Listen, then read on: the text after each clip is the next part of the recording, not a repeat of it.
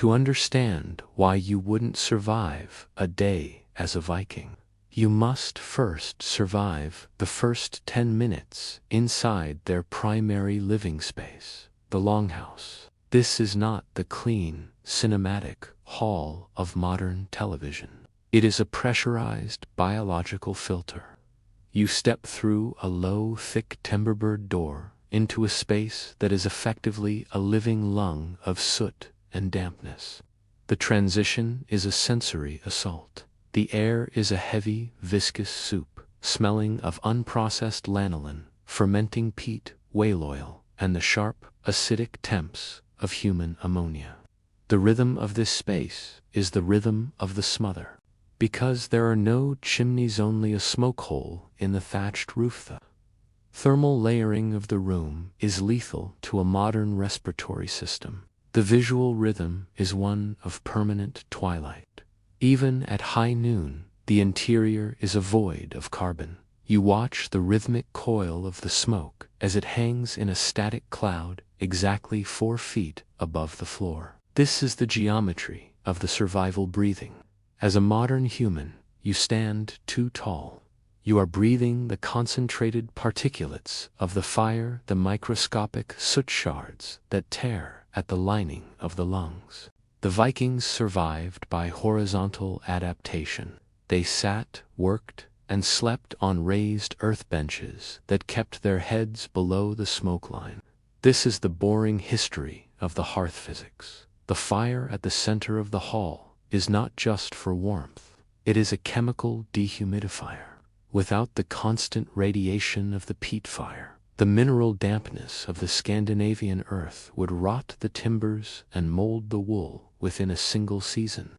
The sound of the longhouse is a dull, organic muffle. You hear the rhythmic hiss of wet birchwood and the low-frequency grumble of livestock housed just behind a thin wicker partition.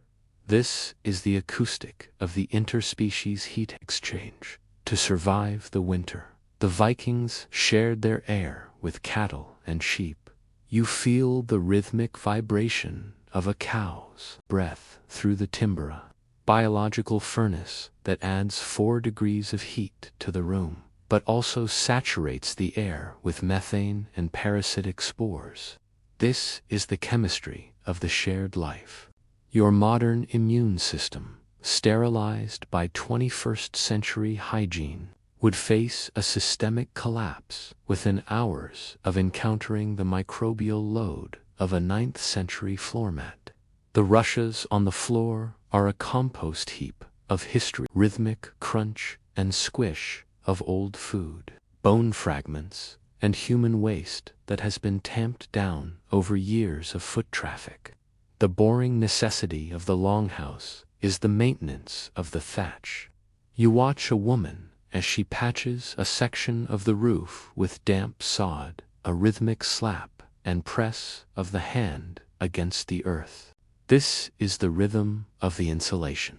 The roof is not just a cover, it is a living ecosystem. You see the rhythmic growth of leeks and moss on the exterior, a biological seal that prevents the Arctic wind from siphoning the warmth from the hall. However, this seal also traps the carbon monoxide. You feel a rhythmic throbbing in your temples, the first stage of hypoxia. The Vikings lived in a state of chronic low-level poisoning. Their visionary dreams and berserker rages were often the neurological byproducts of breathing incomplete combustion for 18 hours a day. The sensation of the room is itchy and persistent.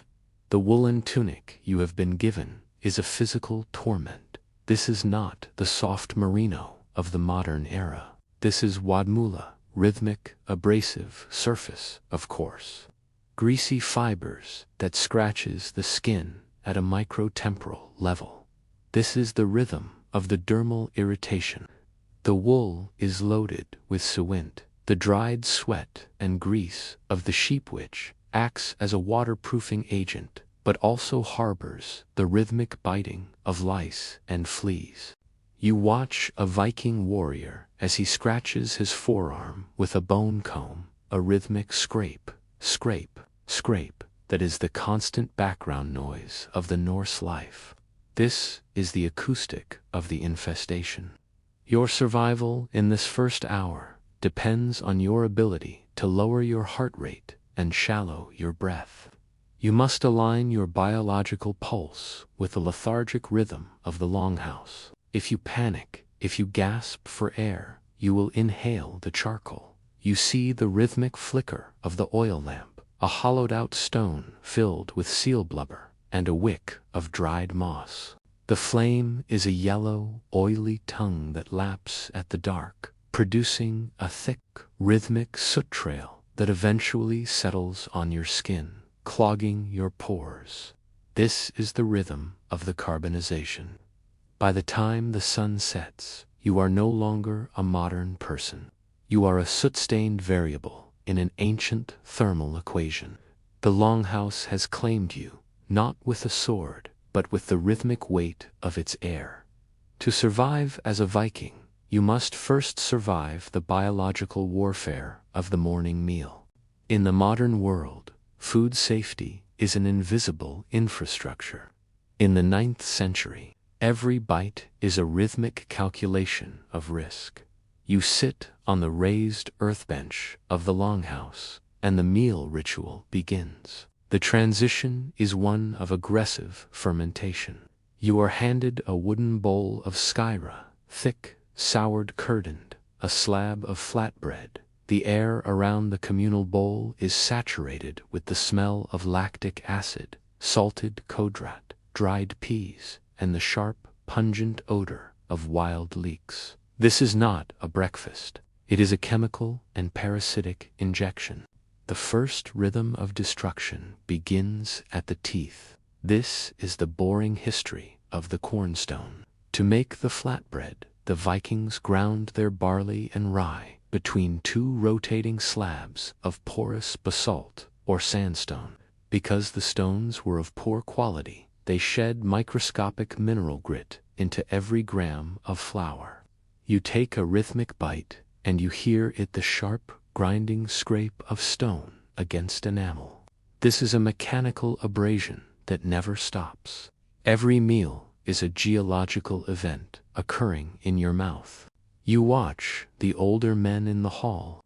Their teeth are not rotted in the modern sense, but leveled. The crowns have been rhythmically erased down to the dull brown of the pulp.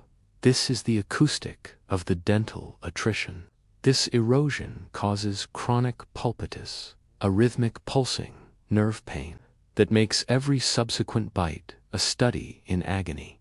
Your modern teeth, softened by processed foods, would fracture under the mineral load of a single Viking winter. The second rhythm is the chemistry of the fungal poison. Because the grain stores in the damp eaves of the longhouse are prone to moisture, they are often infiltrated by Claviceps purpurea or ergot. This is a rhythmic fungal parasite that replaces the grain kernel with a purple-black sclerotium filled with lysergic acid derivatives. When you eat the bread, you are microdosing a neurological toxin. You feel the rhythmic burning in your extremities, a condition known as ergotism or St. Anthony's fire.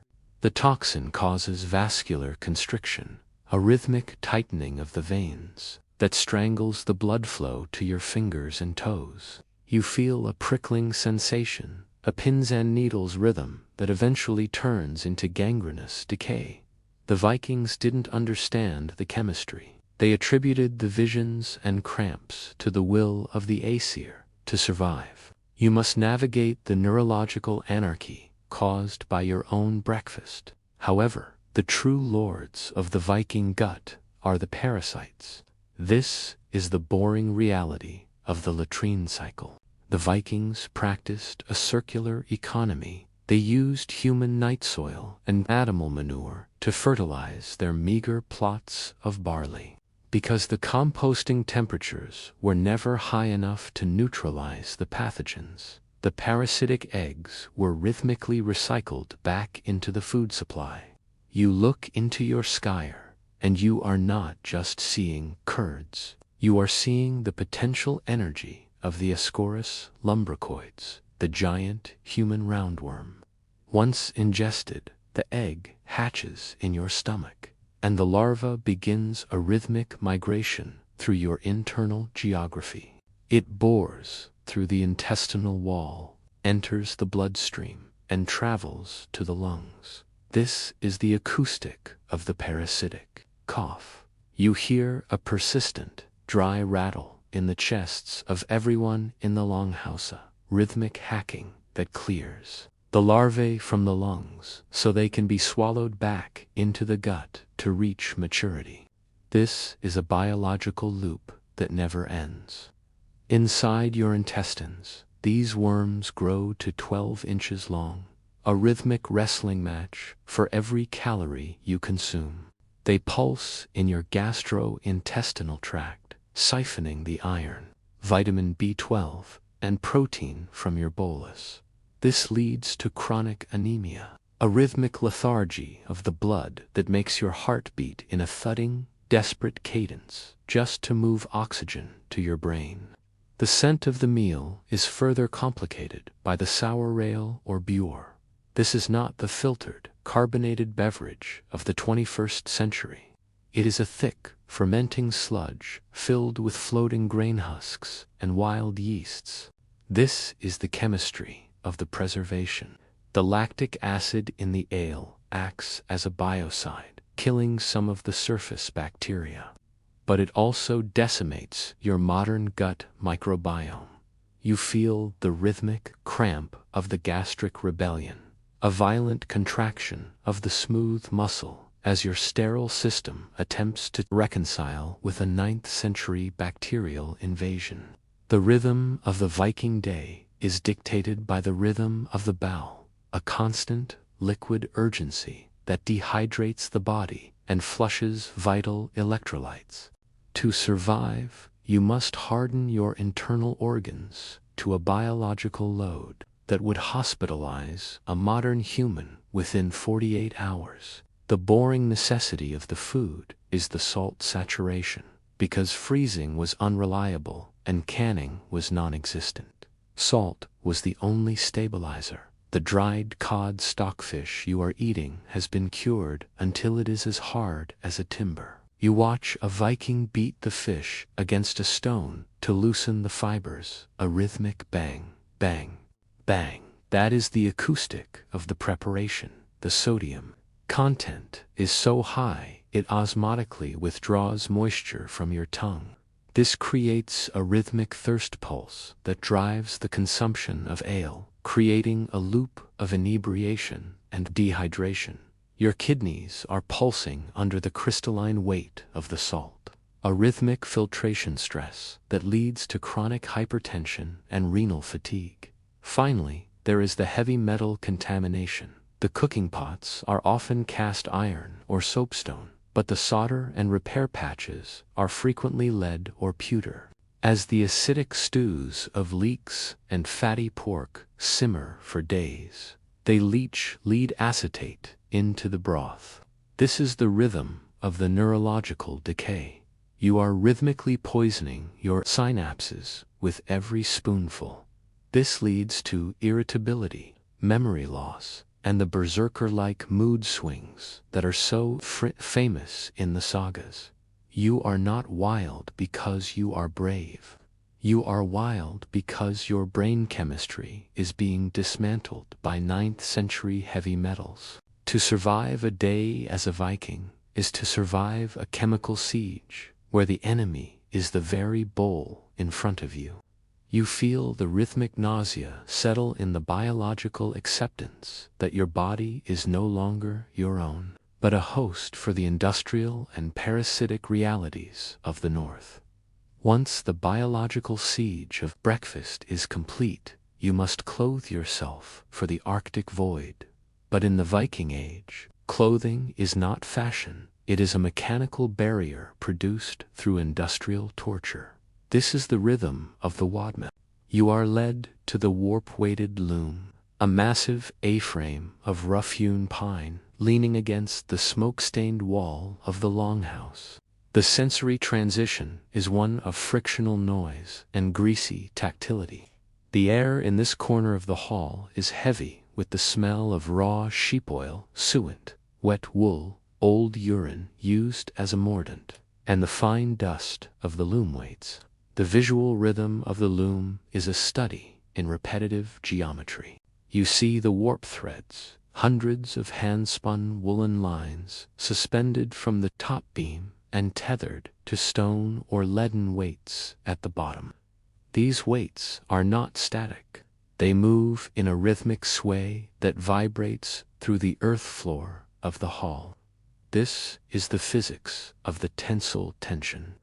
To produce the twill weave necessary for a Viking tunic, a woman must stand before this frame for 14 hours a day.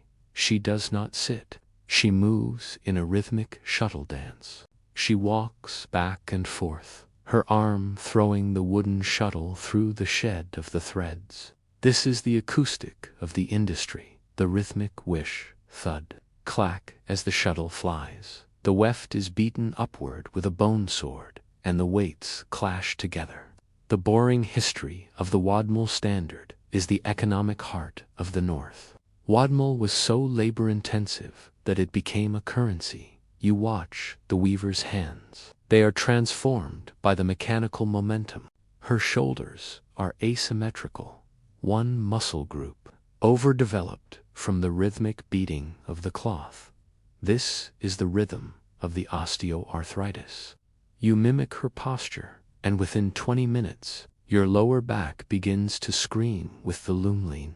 Your modern spine, softened by ergonomic chairs, is collapsing under the static load of the Viking work. The rhythmic impact of the bone sword hitting the wool echoes in your joints. This is not craft. It is structural attrition. The chemistry of the fabric is repulsive to the modern sensation. The wool is never degreased. The lanolin, the waxy secretion of the sheep, is rhythmically retained to provide a hydrophobic barrier. When you touch the raw wadmal, it feels heavy, waxy, and animalistic.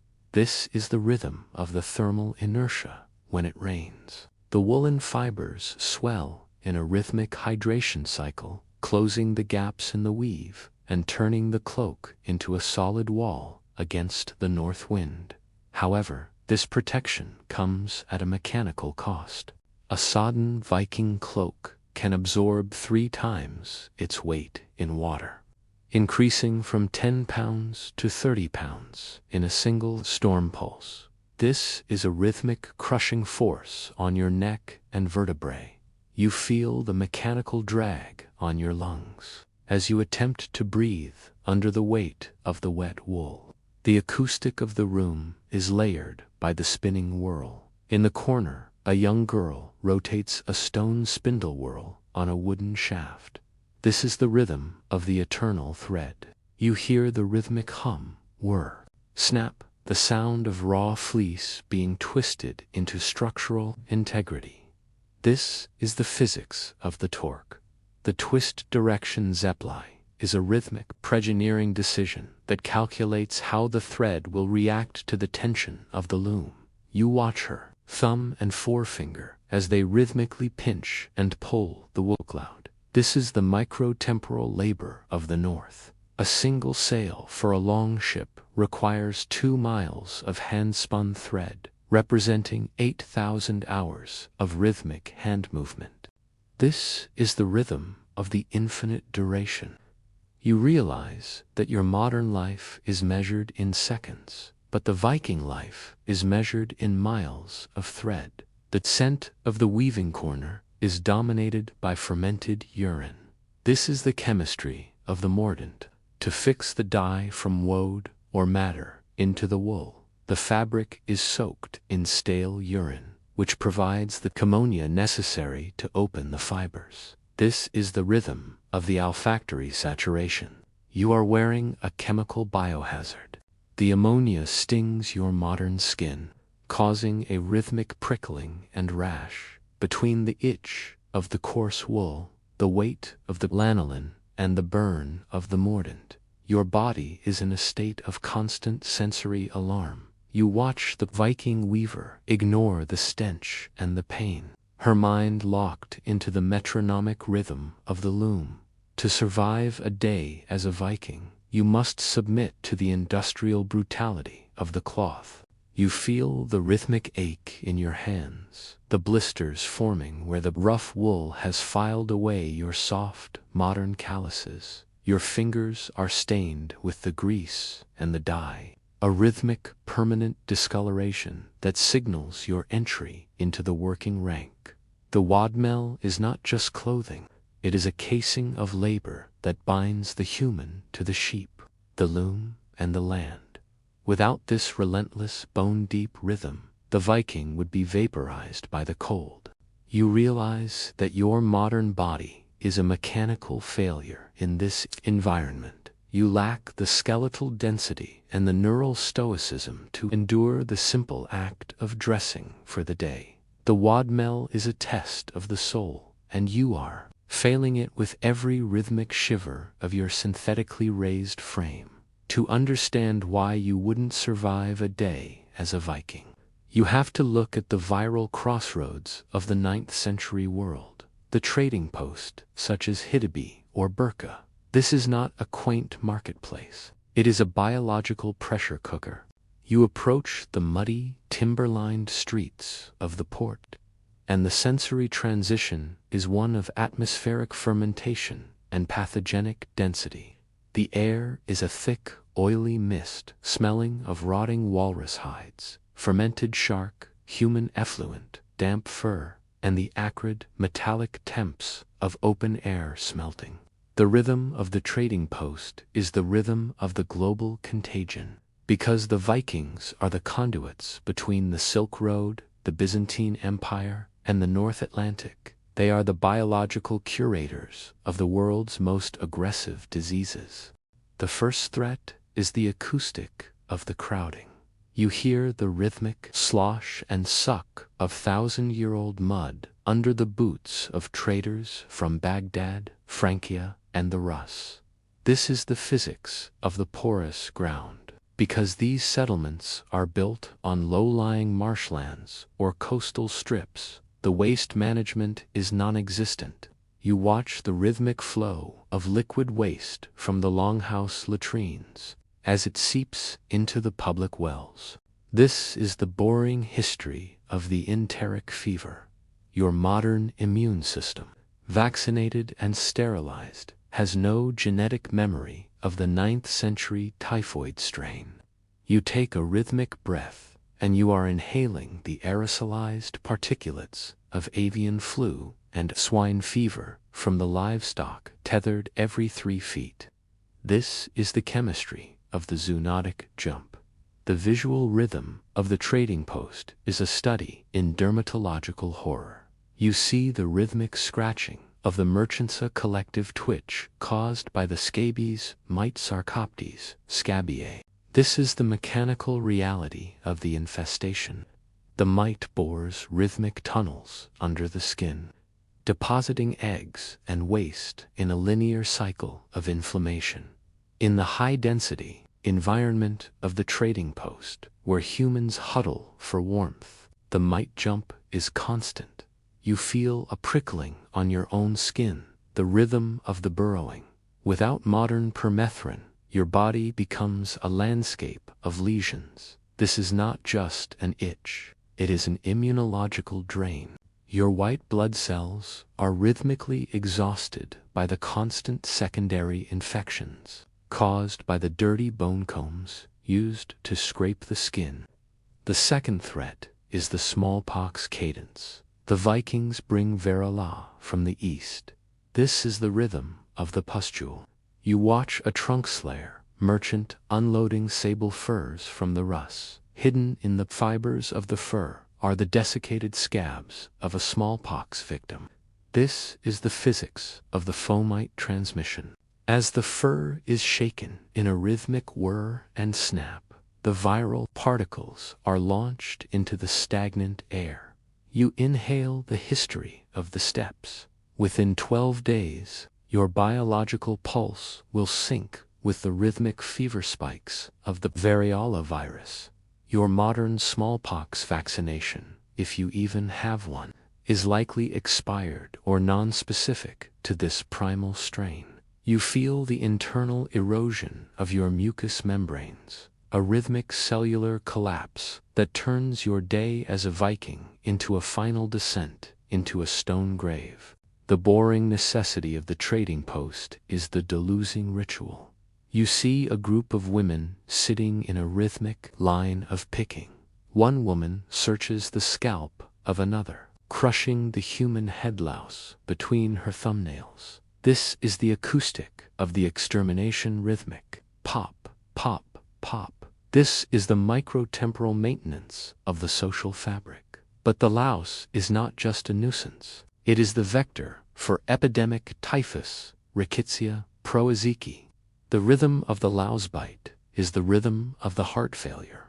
The bacteria multiply in the gut of the louse, and when the louse is rhythmically crushed against the skin, the infected feces are rubbed into the bite wound. Your circulatory system reacts with a high-frequency shivering, a rigger's rhythm that shatters your muscle control.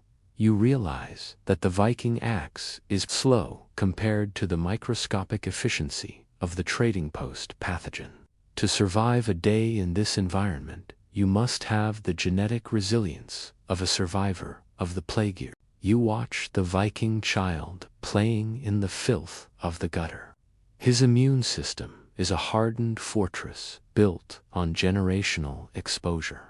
Your modern body is a biohazardous sponge, absorbing every viral load with zero resistance. The rhythm of the trading post is the rhythm of the die-off. You feel the rhythmic heaviness in your lymph nodes, the first warning that your day is ending before it has truly begun.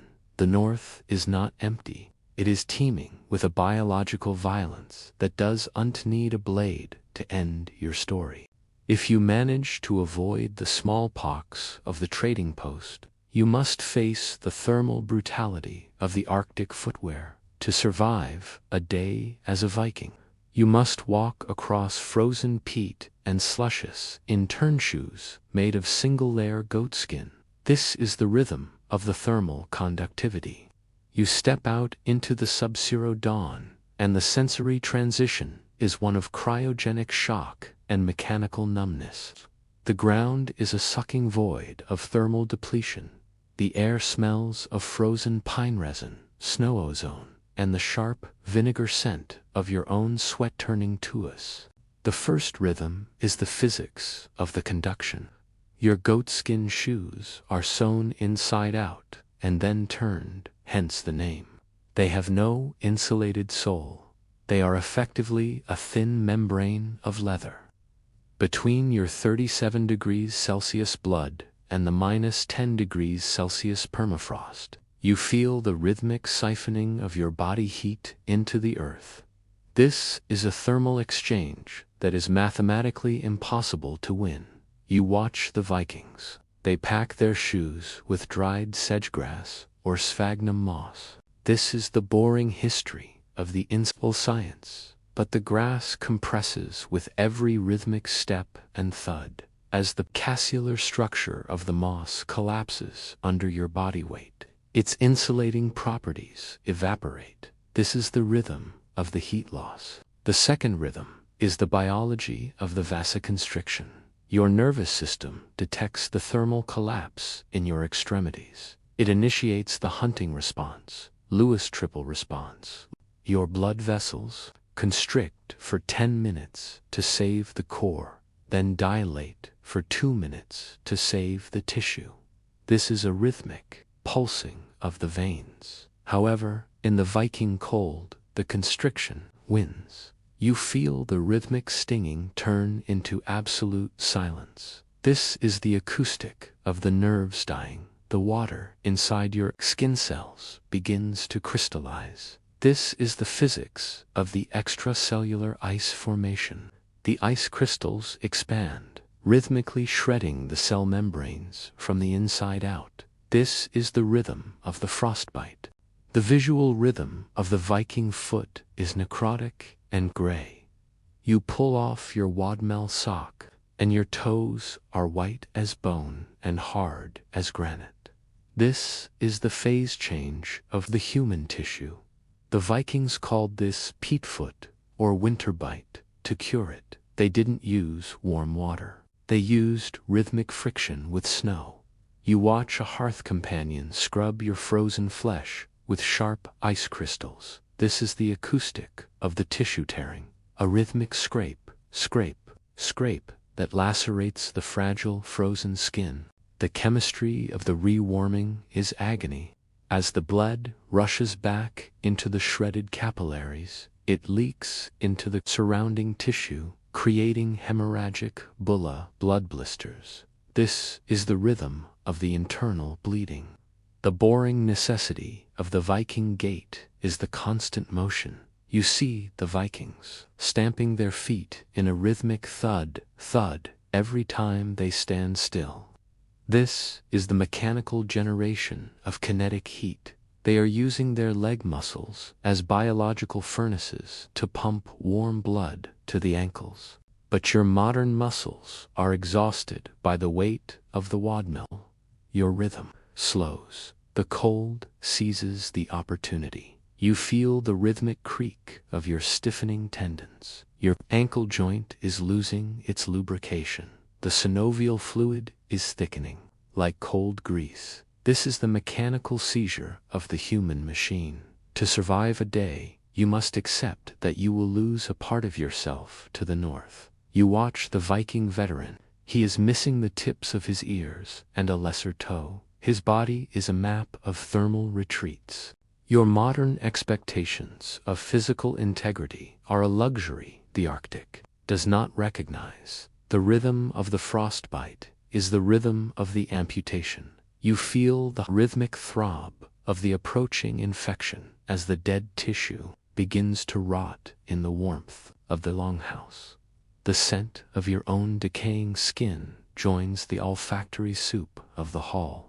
You realize that surviving doesn't mean staying whole. It means rhythmically sacrificing your extremities to keep the core pulsing. Your day as a Viking is being paid for in frozen flesh, and the exchange rate is lethal. To understand why your body would fail on a Viking longship, you have to look at the oar bench, not as a seat, but as a mechanical rack. You sit atop a ship chest, which serves as your only storage and your only chair, gripping a 17-foot or carved from solid mountain ash. The sensory transition is one of kinetic violence and low-frequency vibration. The air smells of salt spray, raw pintar, wet dog hair, and the sharp, acidic temps of decomposing seaweed. This is the rhythm of the pull. The first rhythm of destruction is the skeletal compression cycle. Every time you catch the water with the blade, you are not just using your arms. You are engaging in a full-body structural engagement. As the blade bites into the North Atlantic, the mechanical resistance of the ocean is transferred directly through the oar, into your wrist joints, through the ulna and radius, and into the thoracic vertebrae. This is the physics of the lever. Because the Viking longship has no foot braces or adjustable thwarts, you must lock your lumbar spine to pivot your entire body weight against the resistance of the swell. This creates a rhythmic grinding of the intervertebral discs. In the modern world, repetitive strain is a clinical diagnosis. In the 9th century, it is the boring history of the Viking spine. Analysis of remains from ship burials shows Schmore-S nodes, permanent craters in the vertebrae caused by the nucleus pulposus, being forced through the end plates under the rhythmic pressure of rowing. Your modern back, softened by sedentary life and ergonomic chairs, would herniate within the first 2 hours of a heavy sea pull. You feel the mechanical erosion with every stroke count. As the ship heaves over a gray-green swell, the torque on your shoulder girdle shifts the scapula in a rhythmic pop, and slide that tears the rotator cuff at a microscopic level. The acoustic of the rowing is a percussive agony. You hear the rhythmic groan of the pine loom against the wooden tholepin, the rollick. This is a high-frequency friction that vibrates the bones of the inner ear. The pitch of the groan changes based on the tension of the sea. You must sync your biological pulse to the aftman's rhythm. If you break the cadence, the oar handle will kick back with the force of a warhammer as the wave hits the blade, smashing your ribcage. This is the rhythm of the collision. You are tethered to 30 other men in a mechanical chain. If one link weakens, the structural integrity of the stroke rate collapses, and the sea invades the oar holes. You feel the rhythmic cooling of your core. Despite the exertion, the wind chill off the ice floes is stripping the thermal energy from your sweat-soaked wadmel. This is the chemistry of the evaporative cooling. Your muscles are pulsing with lactic acid, a rhythmic burning that desensitizes the nerve ending. You are no longer rowing with strength. You are rowing with mechanical inertia. Your brain is disconnected from your limbs, a rhythmic neurological dissociation that is the only way to endure the infinite horizon. You realize that the Viking longship is not a vehicle. It is a human-powered engine that consumes the cartilage and bone of its crew to convert a human agony into geographic distance. By the end of the first hour, the chemistry of your blood has shifted. The mechanical stress has triggered a systemic cortisol spike, but there is no wrecked recovery phase. In the modern world, you would go to a physiotherapist. Here, you simply reset for the next 10,000 strokes. The rhythm of the bench is the rhythm of the attrition. Your modern body is fracturing at a cellular level, and the day has barely begun. As you move into the second hour of the pull, the mechanical trauma shifts from the skeletal frame to the external integumentary system, your skin. This is the rhythm of the frictional abrasion. In the modern world, you have the protection of synthetic gloves or padded grips. On a longship, your only interface with the 17-foot ash or is your raw palmar skin.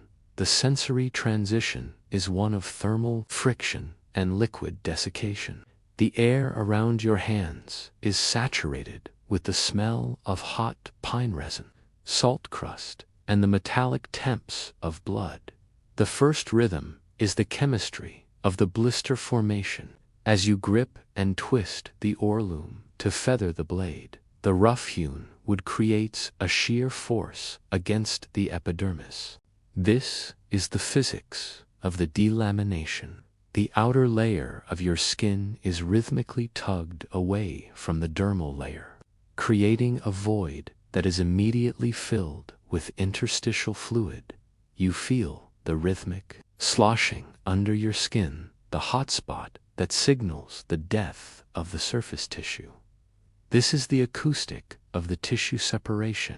Within 500 strokes, these fluid pockets rupture under the mechanical pressure of the grip.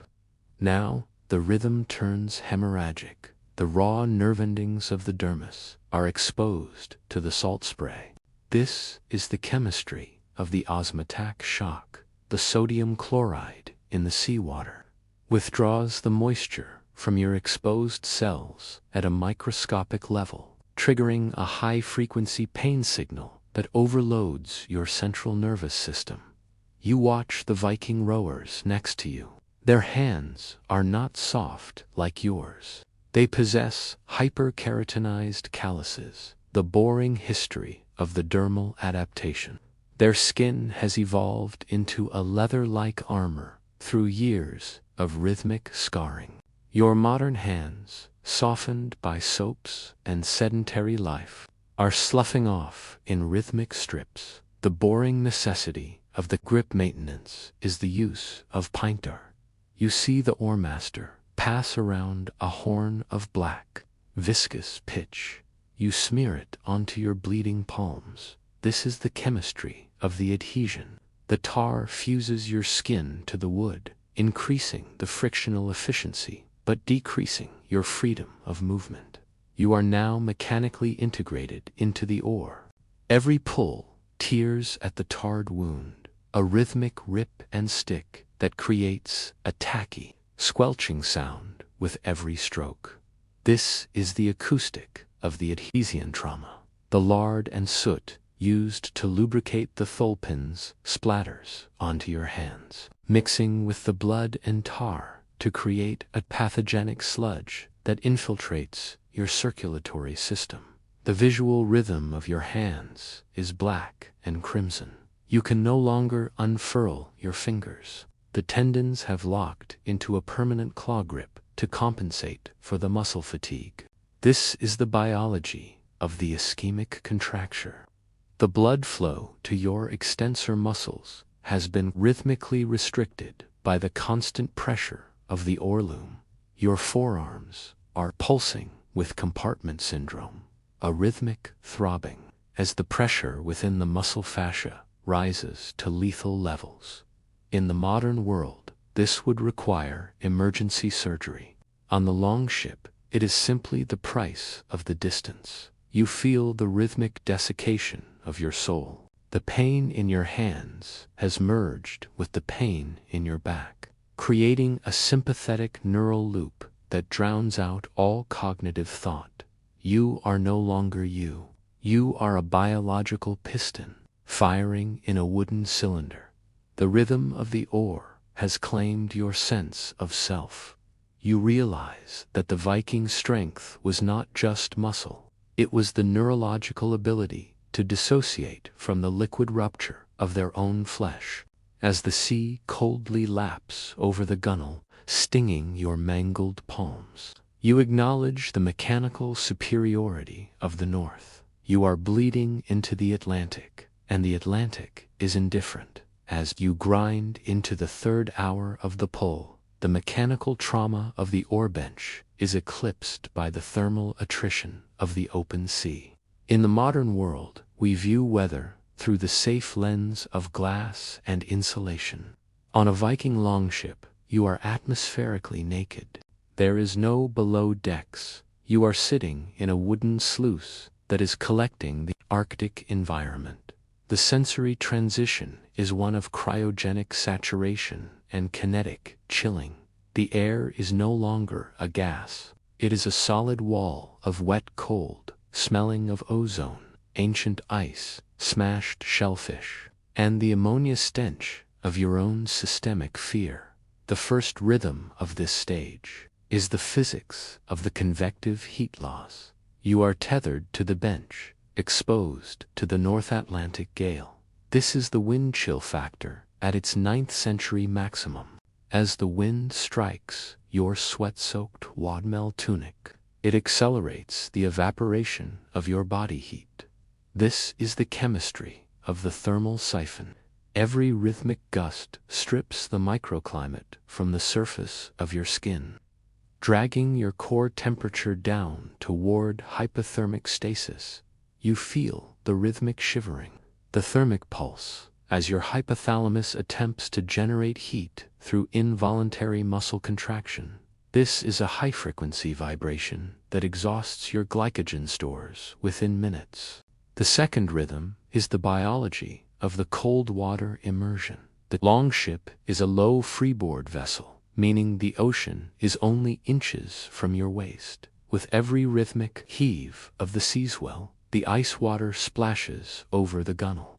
This is the acoustic of the liquid shock. The water hits your lower back and hips, saturating the woolen benches. This is the wick effect. The cold is climbing up your spine through capillary action. You feel the rhythmic numbing of your gluteal muscles. This is the mechanical failure of the motor neurons.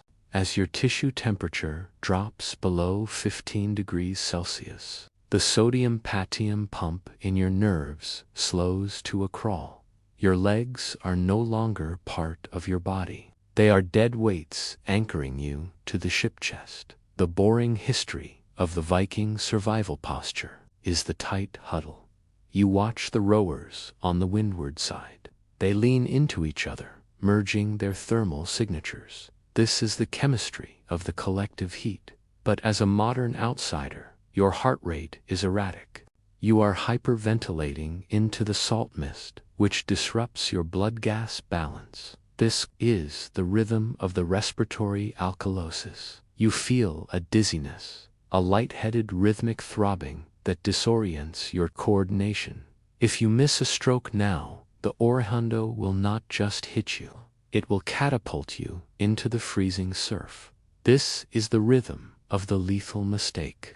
The visual rhythm of the sea state is fractal and terrifying. You see the rhythmic succession of white-capped walls marching from the horizon. Each wave is a kinetic equation that the shipmaster must solve with the steerboard. You hear the rhythmic slap and crack of the oak planking, the clinker-built strakes as the hull flexes and twists. This is the acoustic of the structural torsion. The longship is alive. It bends with the waves. But your modern brain, conditioned for rigid steel, interprets this flexing as structural collapse. This triggers a constant adrenaline spike that acidifies your blood and accelerates your fatigue. The boring necessity of the bailing rhythm begins. Because the sea is invading, the free rowers must rhythmically scoop the bilge water with wooden buckets. This is the mechanical exchange of fluid. The water in the bilge is a toxic slurry of salt, fish guts, and human urea. You feel the rhythmic weight of the sloshing water against your ankles. It is sucking the life out of your feet. This is the chemistry of the trench foot. Your skin is macerating, turning white and spongy as it absorbs the salt pollutants. This is the rhythm of the dermal disintegration. You can feel your toenails loosening in their beds. By the end of the third hour, the psychological attrition is complete. You are trapped in a loop of cold, wet, and agony. There is no shelter to imagine. The horizon is a flat, gray line that never moves. This is the rhythm of the hopelessness. You realize that Viking navigation was not just about sunstones and stars. It was about the biological capacity to exist in a state of permanent near-drowning for weeks at a time. Your modern nervous system is screaming for stasis, but the North Atlantic demands constant motion. You are a freezing cog in a drowning machine, and the rhythm of the sea is counting down your remaining seconds of consciousness. In the final hour of this Orbinge ordeal, the struggle shifts from the physical to the deep cognitive. To survive a day as a Viking, you must transcend the individual self and become a synaptic component of the ship's collective brain. This is the rhythm of the synchronous pulse. The sensory transition is one of hypnotic monotony and sensory deprivation. The world has shrunk to the width of the gunwale and the rhythmic sway of the back of the man sitting in front of you. The air is bitter and thin, smelling of cold iron, old sweat, and the ozone burn of the spray. The first rhythm is the psychology of the stroke cadence. On a ship like the Gokstad, 32 oars must hit the water at the exact same microsecond. If your blade is late by even a fraction of a heartbeat, it will catch a crab. The water will seize the oar and whip the handle into your sternum with the kinetic energy of a falling tree. This is the physics of the fluid resistance. You watch the afterman, the stroke keeper. He is the human metronome. You do not look at the sea. You lock your eyes onto the rhythmic movement of his shoulders. This is the visual tether. Your modern brain, used to autonomy and individualism, rebels against this mechanical conformance. This is the rhythm of the cognitive friction. Every divergent thought is a risk of maiming. The second rhythm is the acoustic of the aft walk. Because the shipmaster must maintain order in the chaos of a gale. He paces the narrow catwalk between the rows of ship chests. You hear his rhythmic thud, thud, thud of his heavy turn shoes on the oak decking. This is the acoustic of the authority. He calls the rate, not with shouts, which are swallowed by the wind, but with a rhythmic clapping, or the thumping of a wooden staff against the mast step. This sound pulse bore into your cerebellum, overriding your pain signals.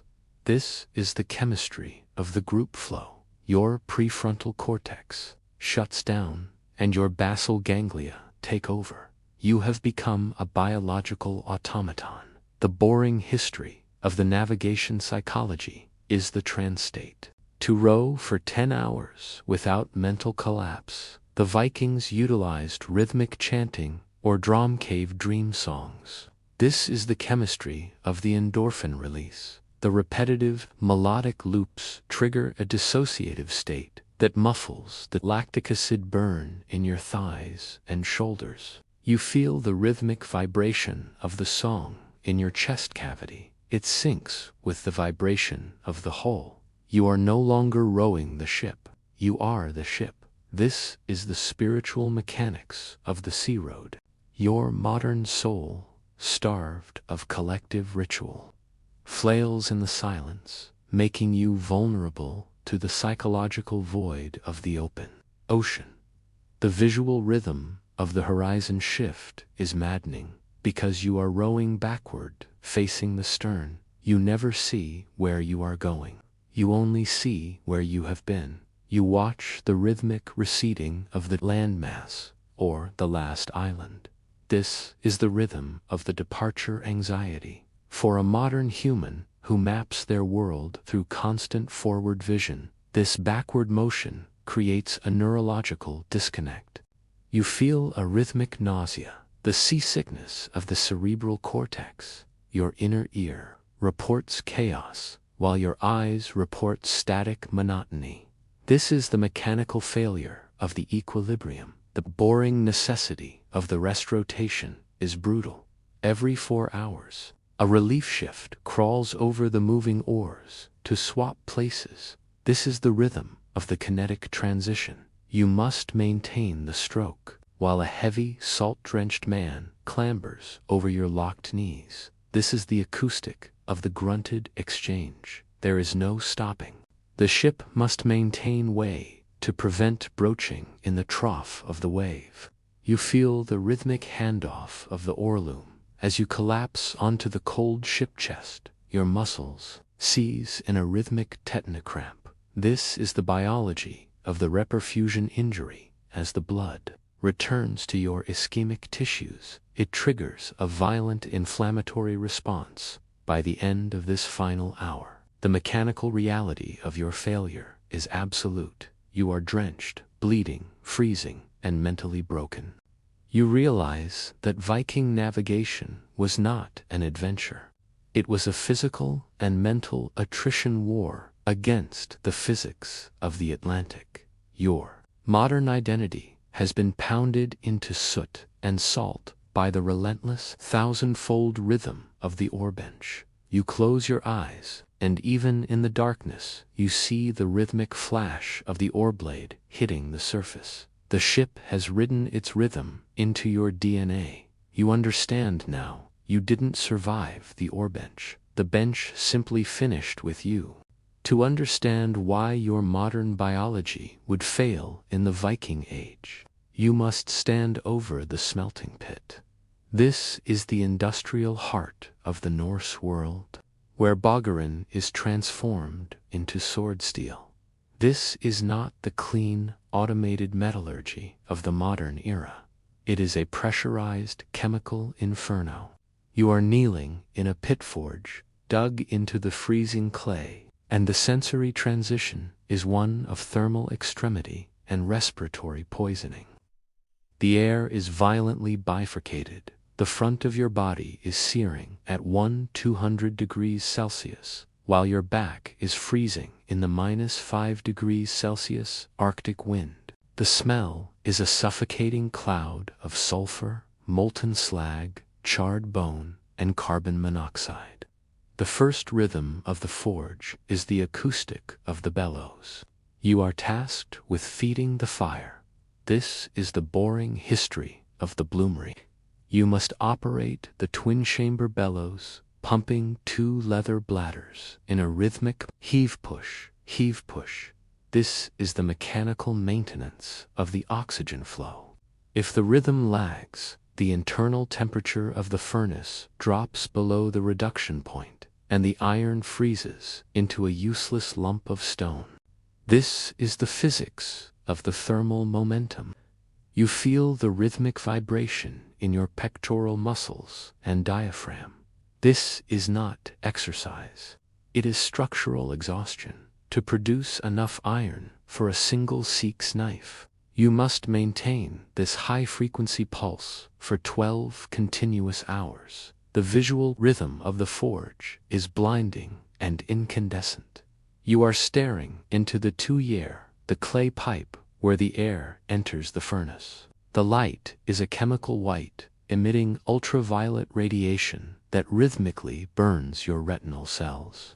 In the modern world, you would wear darkened safety glass. Here, you have only your squinting eyelids. This is the biology of the fatacaratist. You feel the rhythmic throbbing in your eyeballs, the sandindize sensation that signals radiation damage to the cornea. This is the acoustic of the optical erosion.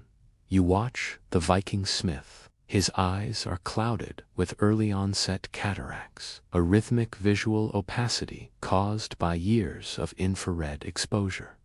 The second rhythm is the chemistry of the Bogger reduction. The ore you are smelting is not high-grade magnetite. It is limonite, a spongy, rusty mineral pulled from the anaerobic mud of the marshes. This ore is saturated with phosphorus and sulfur.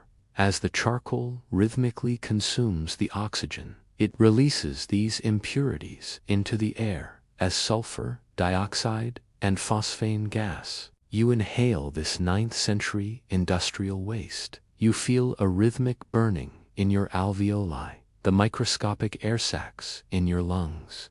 The acidic gas reacts with the moisture in your respiratory tract to create sulfuric acid. This is the mechanical etching of your internal organs. The boring necessity of the charcoal feed is brutal. Every 20 minutes, you must dump a fresh basket of birch charcoal into the furnace mouth. This is the rhythmic carbon injection. As the dust hits the heat, it explodes in a flash fire. You feel the rhythmic searing of your facial hair and eyebrows.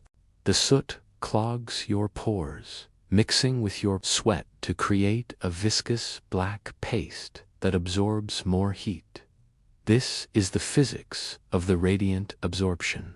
Your skin temperature spikes to 45 degrees Celsius, triggering a rhythmic inflammatory response. Your modern skin, uncalloused by the forge fire, begins to blister and peel in rhythmic sheets. By the end of this first hour, your respiratory rhythm has collapsed. You are wheezing a liquid rattle as your lungs fill with fluid to flush the acid burn. This is the biology of the pulmonary edema. You realize that the Viking smith was not just a craftsman. He was a chemical survivor who endured a lifetime of chronic metal poisoning to force the earth to yield its steel. Your modern body is suffocating in the carbon cloud, and the iron bloom has not even begun to form. The forge is a machine of asphyxiation, and you are the human fuel. The iron bloom has finally been extracted from the Fanessa glowing, porous mass of iron and glass-like slag. Now, the rhythm shifts from chemical reduction to mechanical compression. You must take up the sledgehammer to begin consolidating the bloom. This is the rhythm of the primary forging. The sensory environment is one of violent percussion and molten shrapnel. The air is electrified by the smell of ionized iron, burnt horn grease, and the sharp ozone snap of the anvil strike. The first rhythm is the physics of the impact shock. You lift a 7-pound iron hammer and bring it down upon the white-hot bloom. This is the mechanical expulsion of the slag. As the hammer strikes, the liquid glass trapped inside the iron is ejected at high velocity. This is the acoustic of the shrapnel sprayer. Rhythmic crack, hiss, crack. You feel the rhythmic stinging of liquid slag hitting your forearms and neck at 100 degrees Celsius. These microprojectiles bore through your wadmel and viscere directly into the dermis. This is the chemistry of the puncture burn. Your modern reaction is to flinch, but flinching disrupts the hammer cadence, which allows the iron to cool below its plastic limit. This is the rhythm of the structural failure. The second rhythm is the biology of the bone conduction.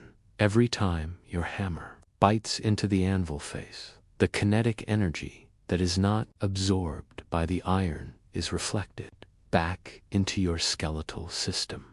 This is the physics of the elastic rebound. The shock wave travels through the wooden handle into your carpal bones, through the elbow joint, and dissipates in your acromioclavicular joint, the shoulder.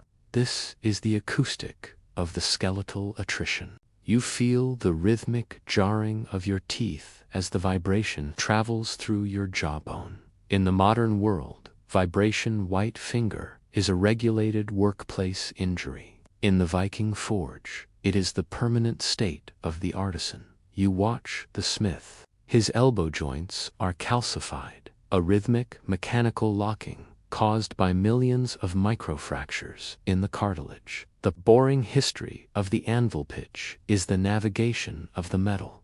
You hear the rhythmic ring, ring, thud. The high-frequency ring tells the smith that the iron is solid and hot. The dull thud warns that there is an internal crack or a pocket of cold slag.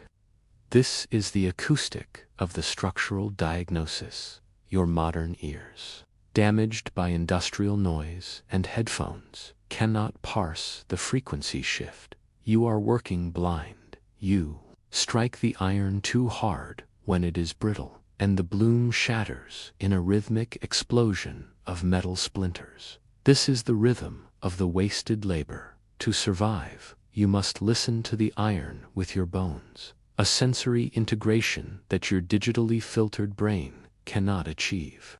The visual rhythm of the oxidation scale is constant. As you hammer, the oxygen in the air reacts with the hot surface to create iron oxide scale. This is the chemistry of the material loss. You see gray flakes flying off the anvil in a rhythmic cloud of metallic dust.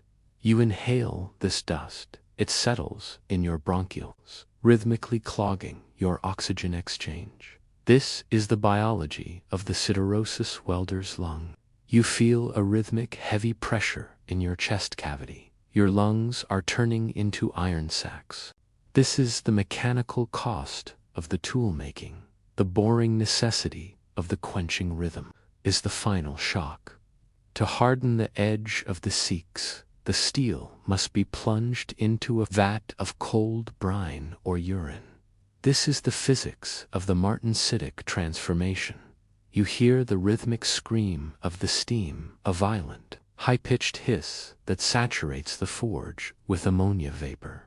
This is the acoustic of the thermal contraction. If the rhythm of the quench is uneven, the steel will warp or snap with a rhythmic metallic ping. This is the rhythm of the heartbreak. You realize that every sword in the Viking world is a monument to human endurance, a physical record of thousands of rhythmic strikes and chemical risks. Your modern body is twitching with muscle spasms and lung pain, and you haven't even finished a single blade. The anvil is a sacrificial stone, and you are the offering. As the forging process moves from the primary consolidation of the iron to the refining and soldering, the chemical danger shifts from the acute to the systemic. To survive as a Viking smith, you must navigate the pathology of the heavy metals. This is the rhythm of the neurological decay. In the 9th century forge, solder and decorative inlays are not clean alloys. They are crude mixtures of lead, tin, and arsenic-rich copper. The sensory transition is one of oily metallic tastes and cognitive fog. The air is stagnant and smells of garlic gas, arsenic, sweet lead vapor, and the burnt sugar scent of organic flux. The first rhythm of this stage is the chemistry of the lead volatility. When you heat the lead solder to join a bronze pummel to an iron temps, the metal reaches its vaporization point. This is the physics of the particulate emission.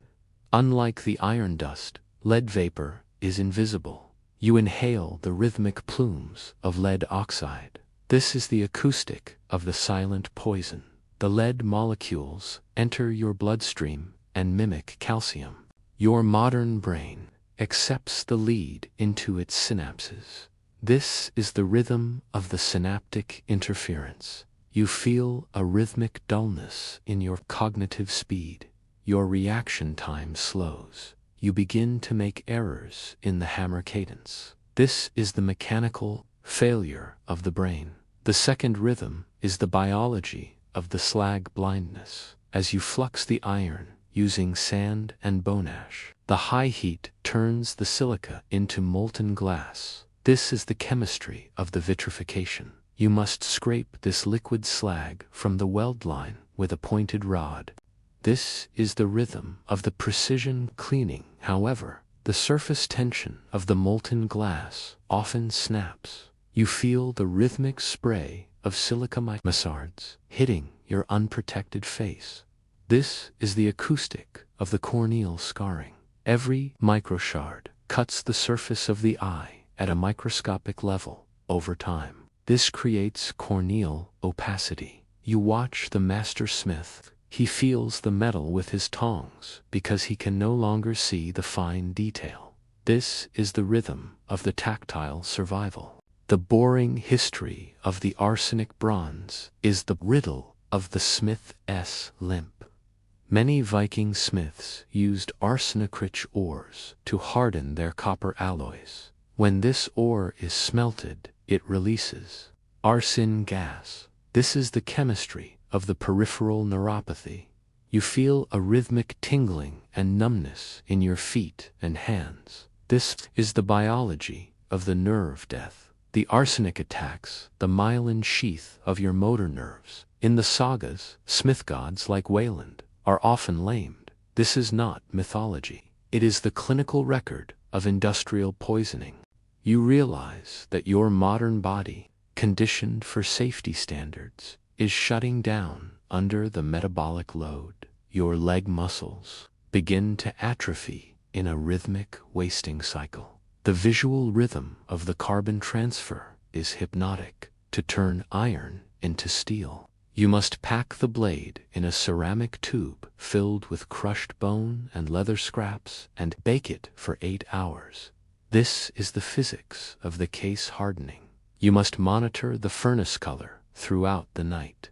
This is the rhythm of the sleep deprivation. You watch the glow of the bake pit pulse with the wind. This is the acoustic of the carbon migration. The carbon atoms rhythmically diffuse into the iron lattice. If the heat fluctuates by even 50 degrees Celsius, the steel will be brittle or soft. This is the rhythm of the structural inconsistency.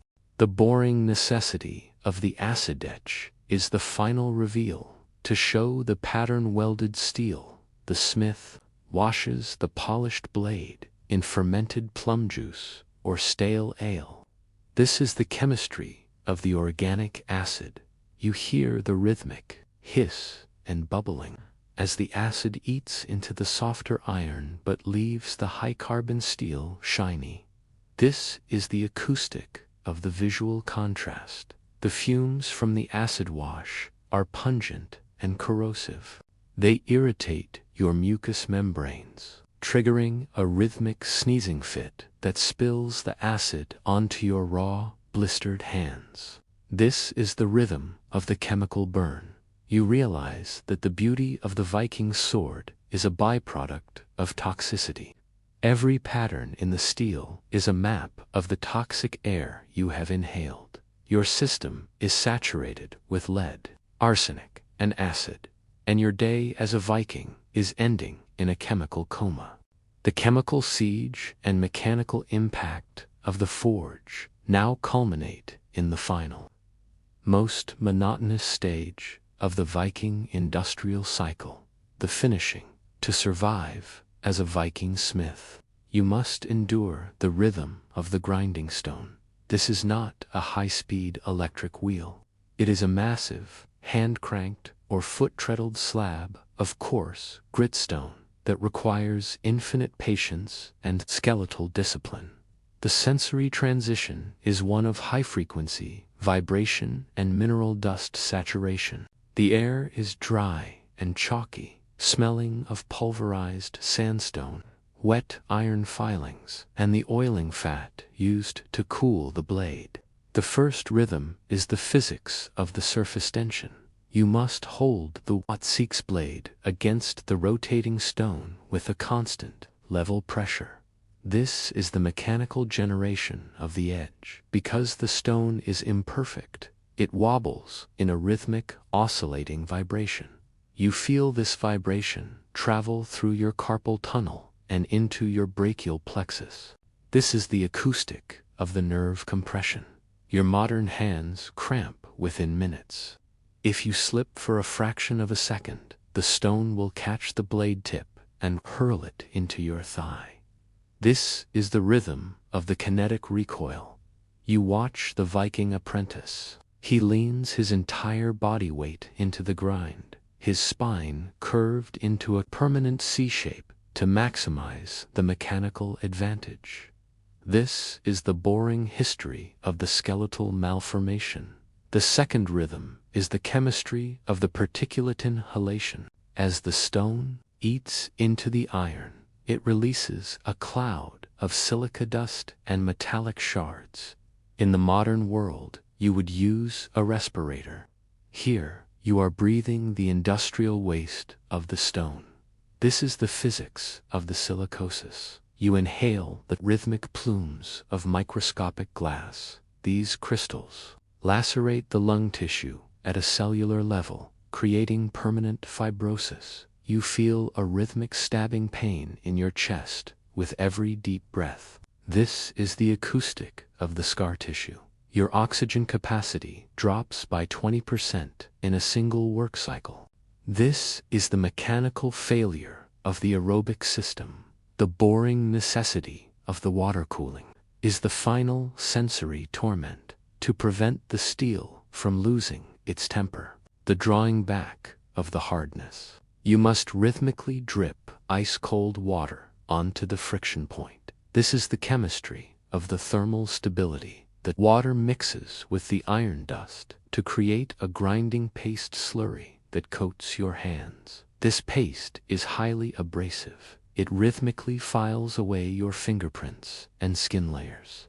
This is the acoustic of the dermal attrition. By the end of the polishing, your fingertips are raw and bleeding, exposing the nerve bundles to the mineral grit. This is the rhythm of the sensory overload. The visual rhythm of the final hone is microscopic. You use a fine-grained oilstone to remove the wire edge. This is the physics of the molecular alignment. You slide the blade in a rhythmic figure-8 motion. This is the rhythm of the precision fatigue. Your modern brain, conditioned for instant results, fails under the weight of this endless repetition. You rush the final inch, and the blade chops into the stone, destroying the edge you labored over for hours. This is the rhythm of the human error. The Viking smith starts over without a word. This is the chemistry of the stoic endurance. By the end of this final hour, the mechanical reality of the forge has consumed you. You are saturated with lead vapor, your lungs are clogged with silica and iron, and your hands are mangled by the grinding stone. You look at the finished Sikhs. It is a beautiful object, but it is a biohazardous artifact. It is the physical residue of your systemic attrition. You realize that surviving a day as a Viking is not about bravery. It is about the biological capacity to slowly turn your own body into metal and dust. Your modern life is a luxurious dream, and the rhythm of the forge is the hammer that wakes you up to the brutal weight of the material world. You fall onto the cold earth of the pit, your heart rate sinking with the dull, metallic echo of the anvil, and you understand that the iron has won. To survive a day as a Viking, you must confront the most dangerous microgeography of the settlement, the latrine. In the modern world, sanitation is a silent, subterranean miracle of porcelain and high-velocity water. In the 9th century, it is a stagnant, biological engine. You are standing near the gully pit behind a row of longhouses in a trading center like Jorvik. The sensory transition is one of anaerobic saturation and olfactory violence. The air is a thick, gaseous blanket, smelling of decomposing human urea, ammonia, rotten eggs, hydrogen sulfide, and the sickly sweet scent of bacterial decay. The first rhythm of the latrine is the chemistry of the methane pulse. In the oxygen-deprived environment of the deep cesspit, anaerobic bacteria are rhythmically breaking down the biological matter. This process releases a constant stream of methane and hydrogen sulfide. You watch the surface of the waste. It bubbles in a rhythmic gloop. Pop, gloop. This is the acoustic of the fermentation. Every pop launches a cloud of aerosolized fecal particulates into your breathing zone.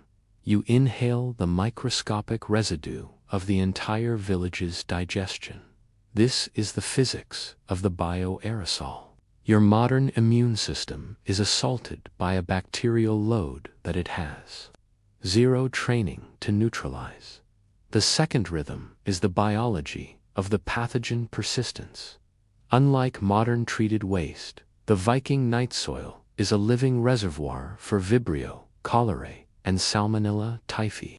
This is the boring history of the water table contamination. Because the cesspits are dug into porous clay or sandstone, the liquid waste rhythmically leaches into the village wells only 20 feet away. You see a woman lifting a bucket from the well, a rhythmic crank, splash, crank. The water she draws is crystal clear to the 9th century eye, but at a microscopic level, it is a pathogenic soup. This is the chemistry of the invisible poison. You drink to quench the thirst from the forge heat, and you have just initiated the rhythm of the systemic collapse. The boring necessity of the cleaning ritual is a sensory horror. The Vikings did not have toilet paper. They used moss pads, wood shavings, or broken pottery shards. You see a basket of sphagnum moss sitting by the pit. This is the physics of the capillary absorption. The moss is rhythmically used and then discarded back into the pit. However, the moss often harbors ticks and fleas from the forest floor. This is the rhythm of the ectoparasitic transfer. As you use the moss, you are transferring the Lyme Borrelia, or plague bacteria, directly to your sensitive mucous membranes. This is the mechanical entry of the disease vector. Your body is being invaded while you are at your most vulnerable. The visual rhythm of the fly swarm is constant. Thousands of flesh flies and houseflies dance over the latrine mouth in a rhythmic, buzzing cloud. They feed on the waste and then fly directly to the drying fish or the open ale vats. This is the mechanical bridge of the contamination. You feel the rhythmic crawling of a fly on your lip. It has just transferred 1 million molecules of dysentery amoeba from the pit to your mouth. This is the acoustic of the silent infestation. Your modern brain, conditioned for kitchen sanitation, triggers a rhythmic gag reflex that weakens your core muscles. By the end of this first hour, your biological defense rhythm is shattered. You are breathing the gas, drinking the liquid waste, and feeding the insects. You realize that the Viking settlement is not just a fortress. It is a pathogenic incubator that rhythmically tests the immune integrity of every inhabitant. Your modern body is a sterile target in a microbial war zone. The latrine is the true king of the trading post, and its reign is absolute. You feel the first rhythmic twist in your lower intestines, the signature of the immersive invasion, and you understand that your day as a Viking is being claimed by the microscopic tyranny of the night soil. As the pathogens from the latrine well cycle begin their internal colonization, you must face the biological reality of the Viking Age gut, the parasitic bloom. This is not a single infection, but a multi-layered ecosystem of worms that rhythmically compete for your very life force. In the modern world, deworming is a simple pharmaceutical event. In the 9th century, it is a permanent mechanical weight. The sensory transition is one of internal distension and rhythmic nausea. Your stomach feels like a heaving sack of moving cables, and the air you exhale begins to smell of fermenting bile and waste. The first rhythm is the physics of the Ascaris migration. You have ingested the microscopic eggs from the night soil. These eggs hatch in your duodenum, but the larvae do not stay there. They bore through your intestinal wall and enter your hepatic portal vein. This is the rhythm of the internal transit. You feel a rhythmic throb in your liver as the parasites filter through the tissue. From there, they travel to your heart and then to your lungs. This is the biology of the Lafleur syndrome. You develop a persistent rhythmic cough, a dry, hacking percussion that vibrates your rib cage. This is the acoustic of the larval clearance. Every time you cough, you are expelling the larvae into your throat so you can rhythmically swallow them back down into your stomach to complete their life cycle. The second rhythm is the mechanical crowding of the lumen. Once back in the intestines, the Ascaris lumbricoids grow to the size of thick earthworms, up to 30 centimeters long. In a high-load Viking environment, you aren't carrying one worm. You are carrying hundreds. This is the physics of the bolus blockage. You feel the rhythmic movement of the worms as they tangle into a living knot. This is the acoustic of the peristaltic failure. Your intestines rhythmically contract to move your food, but they hit the worm mass instead. This triggers a colicky pain pulse, a rhythmic clamping and releasing that nauseates your modern brain. Your abdomen distends, stretching the skin until it is shiny and taut. This is the visual rhythm of the malnutrition. The boring history of the whipworm, Trichiura, adds a secondary layer of biological attrition. While the roundworms float in the lumen, the whipworms rhythmically thread their thin front ends directly into the mucosa of your colon. This is the chemistry of the mucosal erosion. They rhythmically feed on your blood and tissue fluids. This leads to chronic trichuriasis, a rhythmic oozing of the intestinal lining. You feel the rhythmic urge of tenesmus, the feeling that you must use the latrine even when your bowel is empty. This constant straining weakens your pelvic floor, leading to a rhythmic prolapse risk. Your modern body is leaking its vitality into the parasitic void. The visual rhythm of the waste analysis is how the Vikings diagnosed their health. You see a healer inspecting the latrino put with a wooden stick. This is the rhythm of the macroscopic inspection. She is looking for the wiggling white segments of the tapeworm Taenia saginata. This is the chemistry of the raw beef consumption. If the Viking meat was incompletely smoked, the cysticercus survives. Once in your gut, the tapeworm anchors its scoliosis hooks into your tissue and rhythmically grows by adding segments, proglottids. This is the acoustic of the nutrient theft. The worm can reach 10 meters in length, rhythmically siphoning your vitamin B12 and fatty acids. You feel a rhythmic neurological tremor, the B12 deficiency shake, as your myelin degenerates. The boring necessity of the herbal purge is the final biological violence. To clear the worms, the Vikings used tansy, or wormwood, steeped in sour ale. This is the chemistry of the Thujan toxin. You drink the bitter slurry.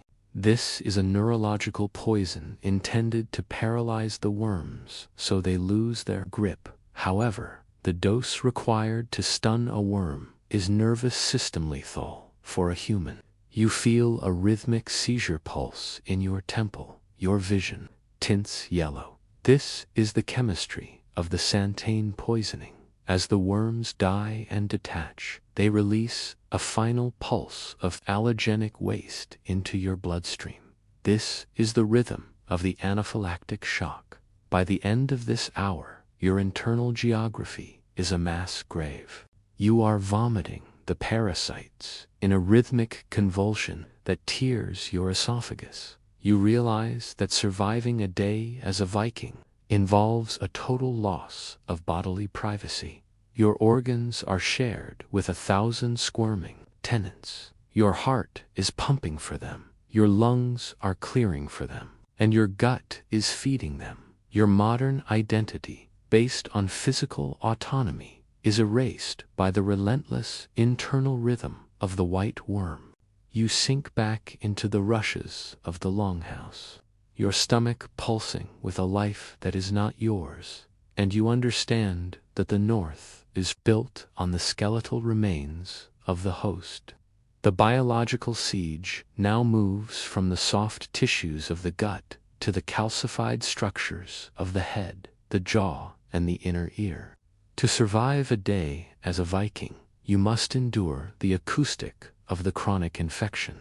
In the modern world, an abscess is a dental emergency solved with antibiotics and sterile drills. In the 9th century, it is a permanent neurological background noise.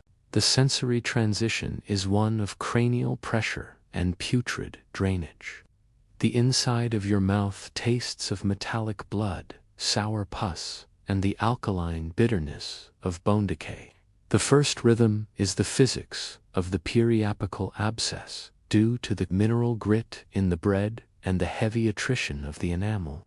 The dental pulp of your molars is now exposed to the bacterial soup of the longhouse. This is the chemistry of the pulpal necrosis. The bacteria migrate down the root canal and pool at the base of the alveolar bone. This creates a rhythmic pressure pulse, a throb, throb, throb that syncs perfectly with your heart rate. Every systolic beat pushes the infected fluid against the mandibular nerve. This is the acoustic of the neural fire. You feel the vibration in your sinuses and temple. Your modern brain is incapable of filtering this high-intensity signal. The second rhythm is the mechanical erosion of the cortical bone. As the abscess grows, the pressure has nowhere to go. The infection begins to rhythmically dissolve the calcium matrix of your jawbone to create an escape path. This is the biology of the fistula formation. You feel a rhythmic softening in your gum line. Suddenly, the bone breaches. This is the acoustic of the pressure release. A pulse of putrid fluid explodes into your mouth. This is the chemistry of the osteomyelitis. While the pressure drops temporarily, the pathogens are now deeply embedded in the bone marrow. Your jaw begins to rhythmically ache with a deep, cold boredom, a pain that feels like ice water flowing through your skeleton. The boring history of the mastoiditis adds a secondary cranial threat. because the Viking winter involves constant dampness and pathogen density. Ear infections are universal. This is the rhythm of the middle ear effusion. Without decongestants, the fluid backs up into the mastoid air cells behind your ear. This is the physics of the cranial seepage. You feel a rhythmic crackling every time you swallow. The infection rhythmically eats through the thin bone, separating the wire from the brain meninges. This is the acoustic of the approaching meningitis. You develop a high-frequency tinnitus, a rhythmic screech that drowns out the speech of your hearth companions. Your equilibrium collapses. The visual rhythm of the Viking dentistry is surgical brutality. You see a smith healer approaching with a pair of iron pincers. This is the rhythm of the extraction. There is no analgesia.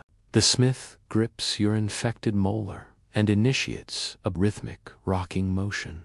This is the physics of the periodontal ligament rupture. You hear the rhythmic creak, snap, crunch as the roots fracture inside the socket. This is the acoustic of the structural failure. The pain triggers a vasovagal syncopal episode. Your heart rate drops and your vision fades to gray. As the tooth is ripped from the jaw, it brings with it a fragment of the alveolar bone.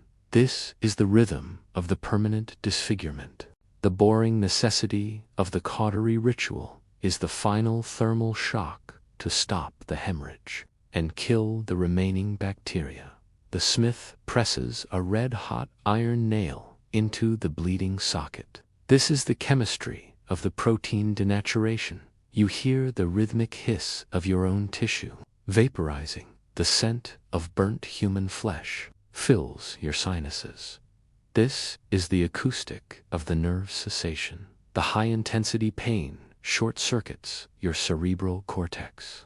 You are no longer conscious in a modern sense. You have regressed to a primal state of biological survival.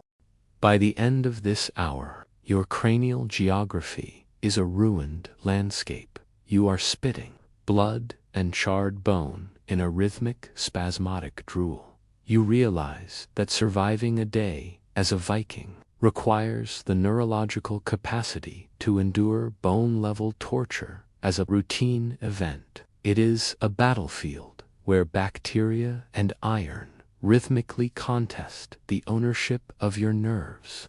You lean against the longhouse post, your head thumping with a rhythm that is older than history, and you understand that the North demands your skeletal submission.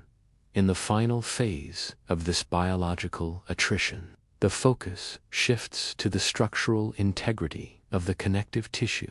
To survive a day as a Viking, you must navigate the mechanical failure of the collagen. In the modern world, vitamin C is a trivial supplement. In the 9th century North, its absence is a slow-motion liquefaction of the body. The sensory transition is one of systemic fragility and metallic taste. Your skin feels like wet parchment, and the air smells of old blood, vinegar soaks, and the sweet rot of necrotic tissue. The first rhythm is the chemistry of the ascorbic acid depletion.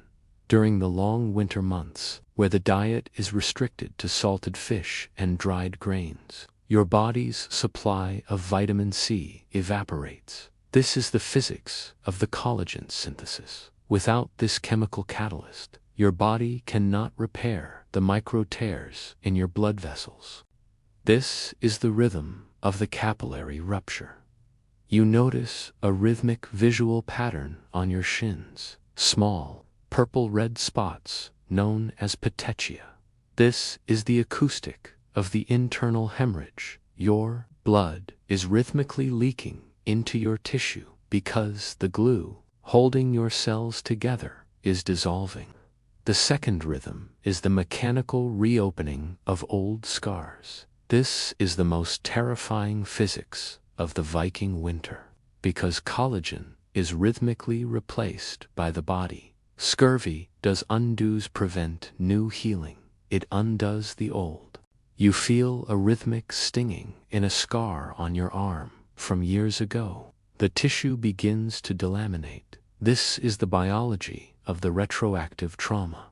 Your body is literally falling apart at the lines of its history. You watch a Viking warrior whose broken leg from a summer raid suddenly renders itself unknit. This is the acoustic of the skeletal refracture. The callus around the bone dissolves, and the limbs collapse in a rhythmic spasm of agony.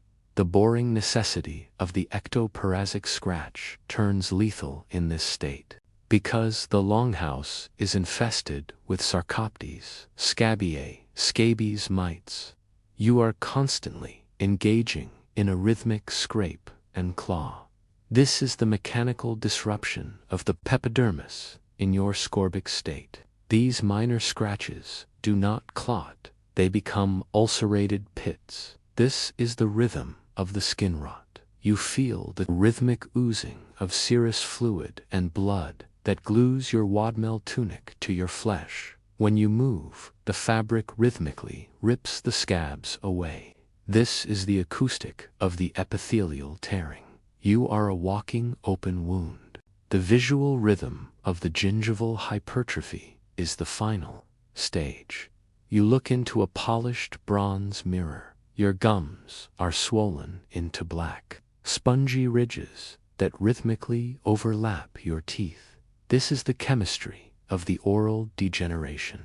Every rhythmic breath triggers a fresh bleed. This is the acoustic of the metallic breath. The pathogens from the latrine well infiltrate these wounds, leading to gangrenous stomatitis. You feel a rhythmic numbness in your cheek as the tissue dies. This is the mechanical cost of the winter diet. You realize that Viking strength was a fragile equilibrium maintained against a total biological breakdown.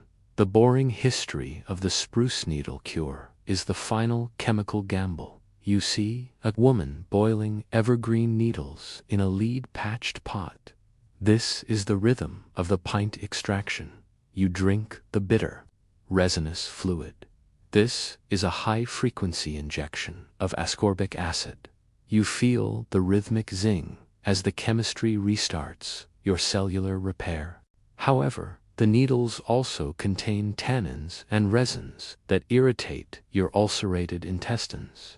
This is the rhythm of the gastric agony. You are fixing your skin while scouring your gut. By the end of this hour, your biological identity is rewriting itself. You are pulsing with new collagen and old infection. You realize that surviving a day as a Viking means living in a state of constant repair. Your body is a hearth that must be constantly fed with primitive chemistry to prevent it from collapsing into a heap of liquid tissue. You lie down on the damp earth, your skin aching with the rhythm of the reknitting, and you understand that the North is not conquered by the Picades, but survived by the cellular will to hold together for one more sun turn. To understand why you would not survive a day as a Viking, you must step into the Skildborg, the shield wall. In modern cinema, this is portrayed as a loose collection of warriors. In the forensic reality of the 9th century, it is a pneumatic vice. You are jammed between two men, your shoulders overlapping, your breath forced out of your lungs by the lateral pressure of 100 bodies. The sensory transition is one of mechanical suffocation and sensory occlusion. The air inside the wall is a dead pocket smelling of linen dust, animal grease, fermented sweat, and the sharp copper tang of anticipatory adrenaline. The first rhythm of the shield wall is the physics of the overlap.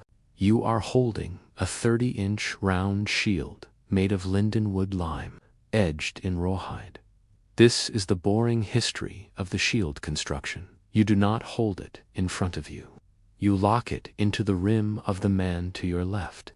This is the mechanical unit integrity. You feel the rhythmic shove from the rear ranks, a wave of kinetic energy that pinions your humerus against your ribcage. This is the acoustic of the bone stress. Every time the wall steps forward, the compression increases. This is the rhythm of the traumatic asphyxia. Your modern lungs, used to deep, unobstructed breathing, can only take shallow, panic sips of air. The second rhythm is the biology of the fight-or-flight stasis. Your sympathetic nervous system is firing in a high-frequency loop, but you have zero mobility. This is the chemistry of the cortisol trap. In a modern riot situation, you could move. Here, you are anchored by the skeletal weight of the formation. You feel a rhythmic twitch in your masseter muscle, the jaw. This is the acoustic of the dental clenching. As your adrenal glands dump epinephrine into your bloodstream, your heart rate spikes to 180 BPM. However, because you are static, the oxygen demand of your heart exceeds the supply from your constricted lungs. This is the physics of the myocardial ischemia. You feel a rhythmic thump in your ears, the acoustic of the blood pressure spike. The boring necessity of the grip strength becomes a mechanical horror. You are clutching the iron shield boss with a horizontal grip. This is the physics of the torque. When an enemy weapon strikes the outer rim of your shield, the lead transmits the force directly to your wrist ligaments. This is the rhythm of the tendon rupture. You feel a rhythmic clicking in your carpal bones. This is the acoustic of the structural instability. If your grip fails, the shield will collapse inward, smashing your own facial bones with the iron boss. This is the mechanical treachery of the defense. Your modern hands ache with a cramp that feels like molten lead flowing through your metacarpals. The visual rhythm of the slit vision is disorienting. You can only see through the V-shaped gaps between the shields. This is the physics of the tunnel vision. You see rhythmic flashes of iron and leather through the dust cloud raised by the stamping feet.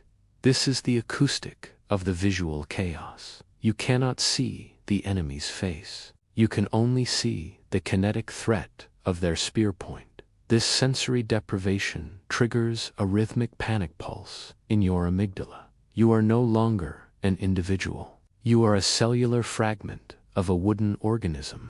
By the end of this first hour of posturing and compression, your core strength has collapsed.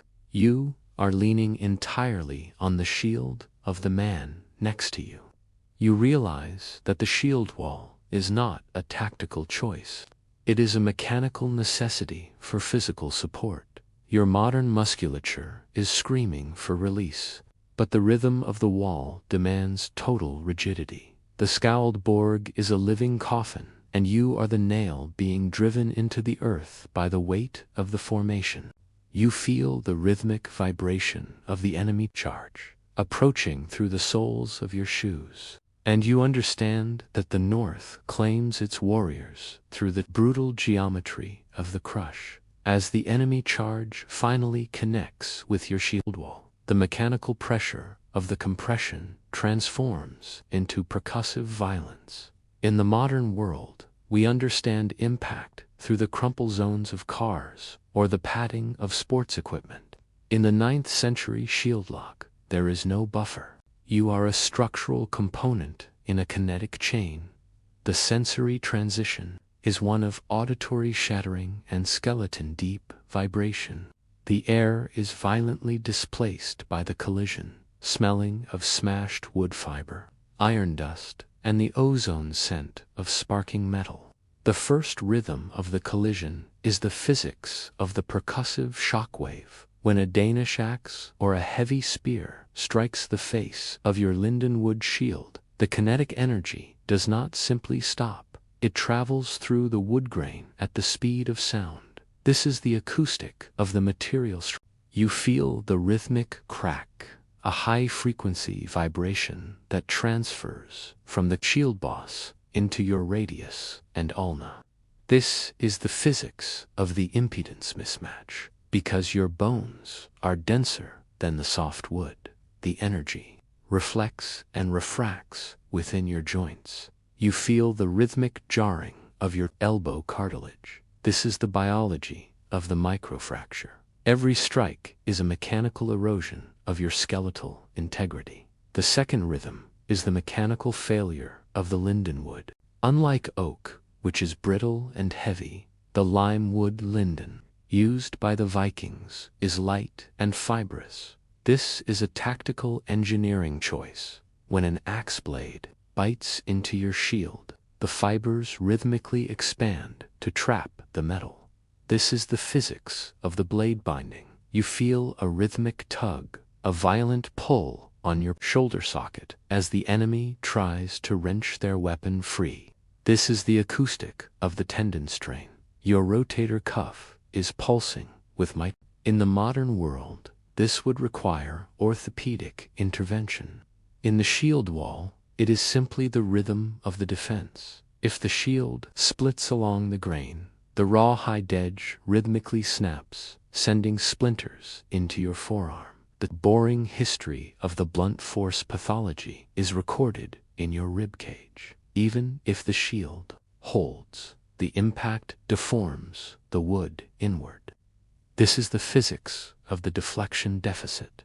The back of the shield rhythmically slams into your sternum and castal cartilage. This is the acoustic of the thoracic compression. You feel a rhythmic thud, a dull, heavy vibration that disrupts your heart rate. This is the biology of the commotio thoracis. A timed strike can trigger a lethal arrhythmia in your modern heart, which is unconditioned for high-impact kinetic loads. You are gasping for air that is saturated with the dust of smashed linden fibers. The visual rhythm of the splinter cloud is constant. As the wall grinds against the enemy steel, fragments of paint and wood are rhythmically launched into your eyes. This is the physics of the particulate impact. You are functionally blinded by the industrial debris of the war. You feel the rhythmic stinging of pigment dust in your lacrimal ducts. This is the chemistry of the ocular irritation. You must keep your eyes open to monitor the spear points, but your modern reflexes force you to blink. This is the rhythm of the survival conflict. Every blink is a window of vulnerability where the iron can find your face. The boring necessity of the shield push, the envegisula, is the final mechanical strain to break the enemy rhythm. The entire wall must heave forward in a rhythmic shove, shove. This is the physics of the mass momentum. You must drive your shoulder into the center of the shield, using your leg muscles as pistons. This is the biology of the anaerobic peak. Your modern quads and glutes pulse with lactic acid. You feel a rhythmic burning in your femoral arteries. If you slip on the blood-slicked clay, the rhythm of the wall will roll over you. This is the mechanical death of the shield wall. The acoustic of the metal on wood is a high-frequency cacophony. You hear the rhythmic thwack, schlink, bang. This is the acoustic of the attrition. Each sound corresponds to a specific material failure. The schlink is the axe sliding off the boss. The bang is the shield rim hitting a helmet. This is the information rhythm of the battle. Your modern ears are screaming from the decibel load without hearing protection. The high-intensity sound waves rhythmically damage your cochlear cilia. You feel a rhythmic ringing, the acoustic of the permanent hearing loss. You are losing your connection to the world through the sheer volume of the violence. By the end of this hour of collision, your biological system is in shock. Your hands are numb from the vibration. Your ribs are bruised from the compression. And your nervous system is shattered by the acoustic load. You realize that surviving a day as a Viking involves becoming a solid-state object that can absorb industrial-level kinetic energy without breaking. Your modern body is soft, liquid, and fragile. The shield wall has turned the physics of the Atlantic into the physics of the bone crush. You brace for the next rhythmic impact, your vision narrowing to a single point of iron. And you understand that the North tests the soul through the mechanical destruction of the frame.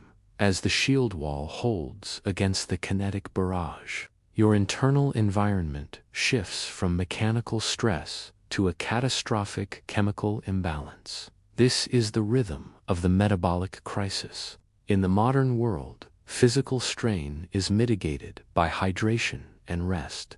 In the shield wall, your body is a closed system, undergoing rapid thermal and chemical degradation.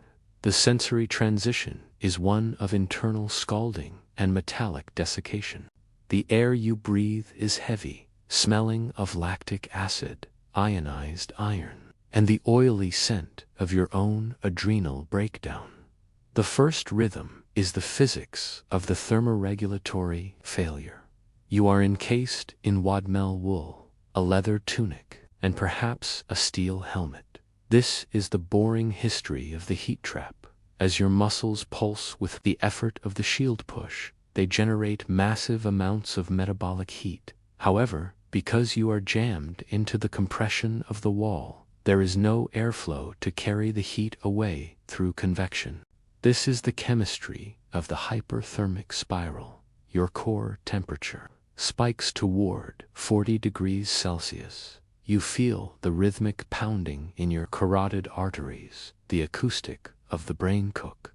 Your modern neurons begin to misfire as the proteins in your cerebral fluid start to denature.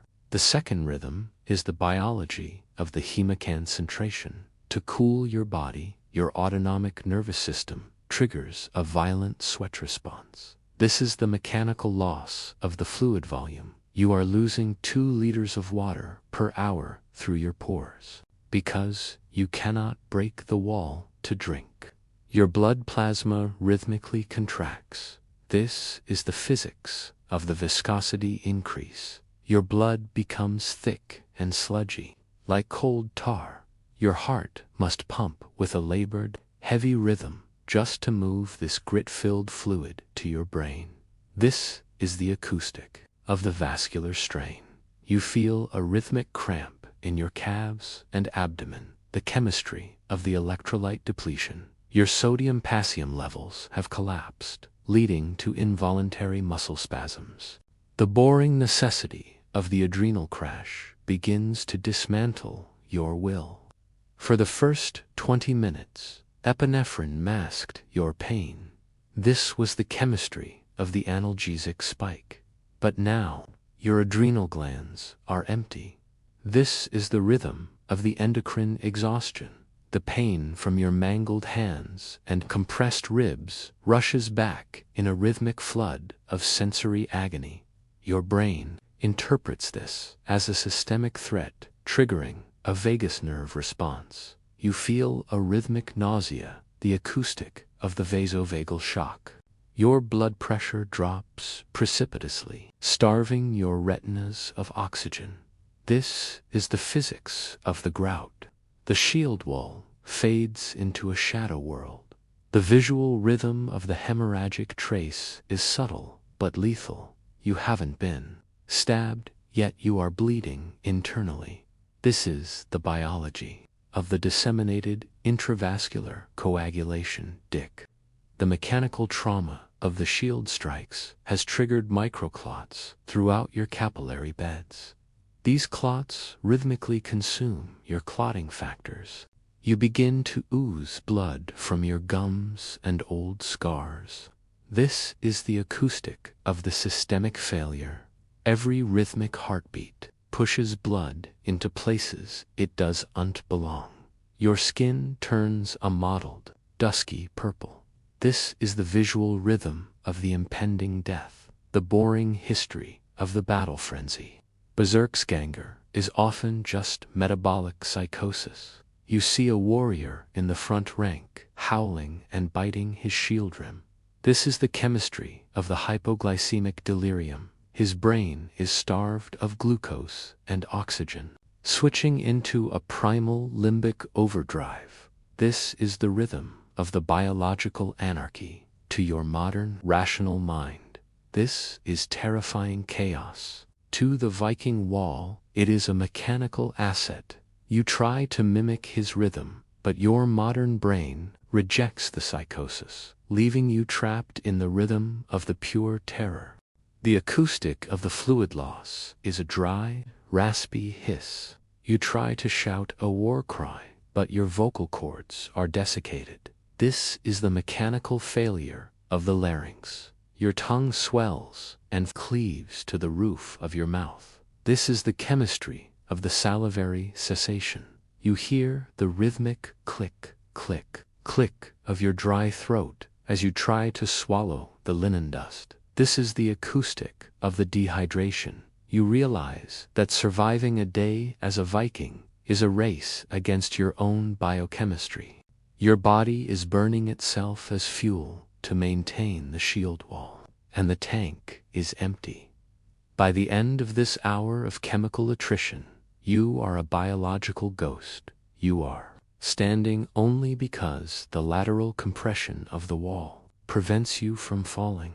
Your heart is flutters in a rhythmic tachycardic pulse, a fibrillation warning. You realize that the Viking wall is not a place of glory. It is a metabolic slaughterhouse where humans are converted into heat and waste.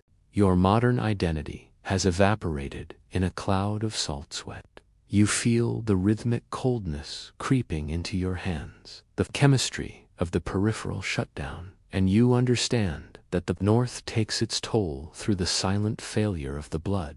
The shield wall finally buckles. The mechanical integrity of the Skildborg fails, and the shield lock is shattered.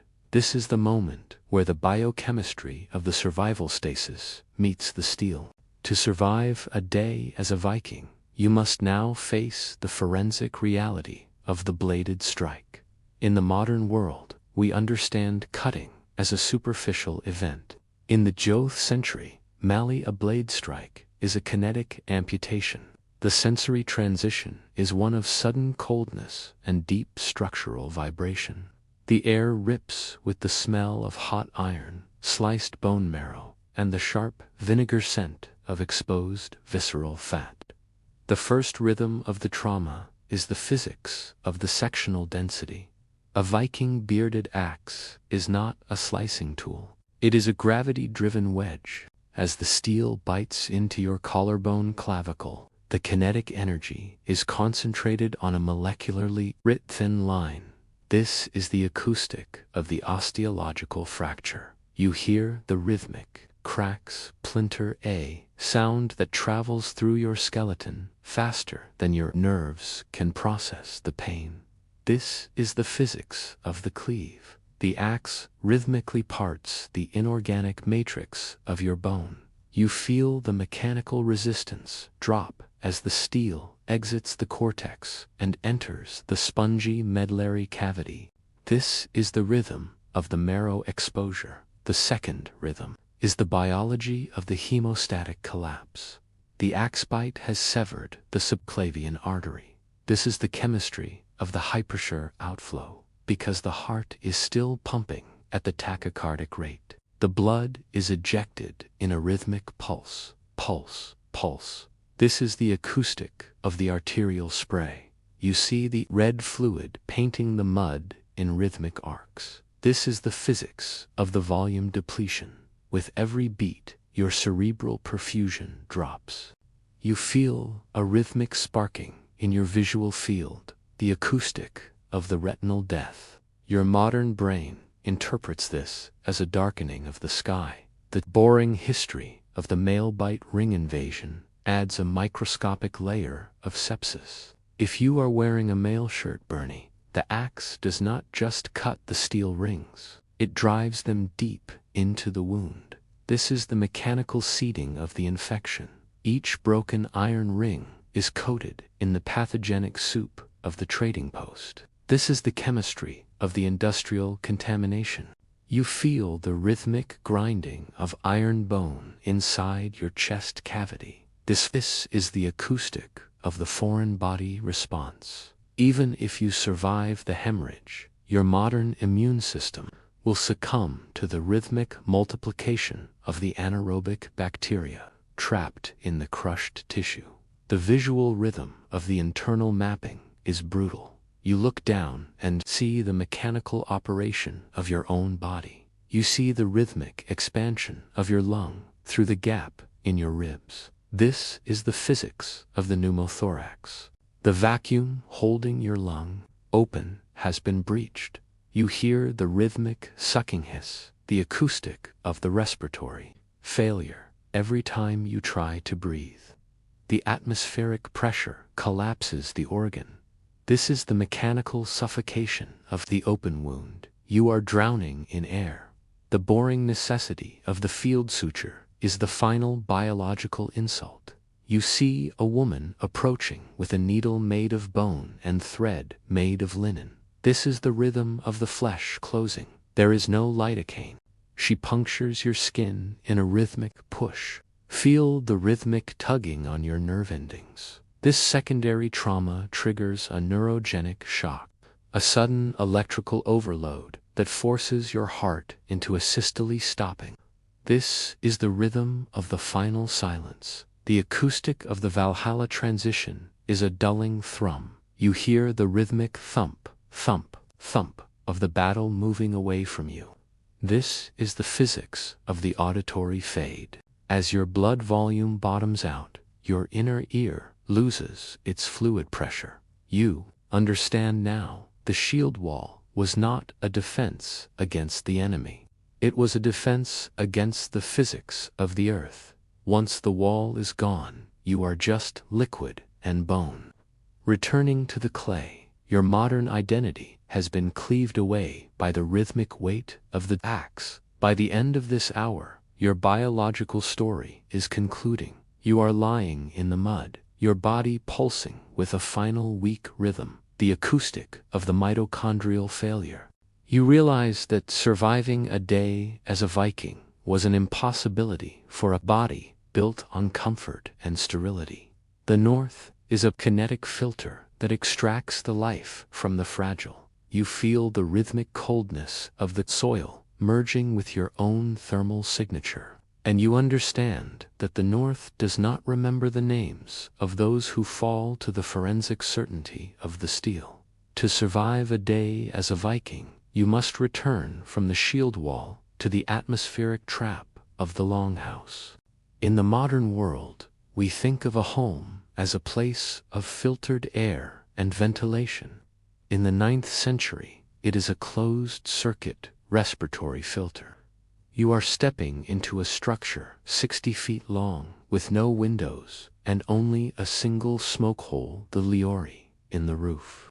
The sensory transition is one of optical irritation and oxygen displacement. The air is a solid gray wall, smelling of wet birch smoke, animal fat candles, damp earth, and the acrid sting of vaporized tar. The first rhythm of the longhouse is the physics of the thermal inversion.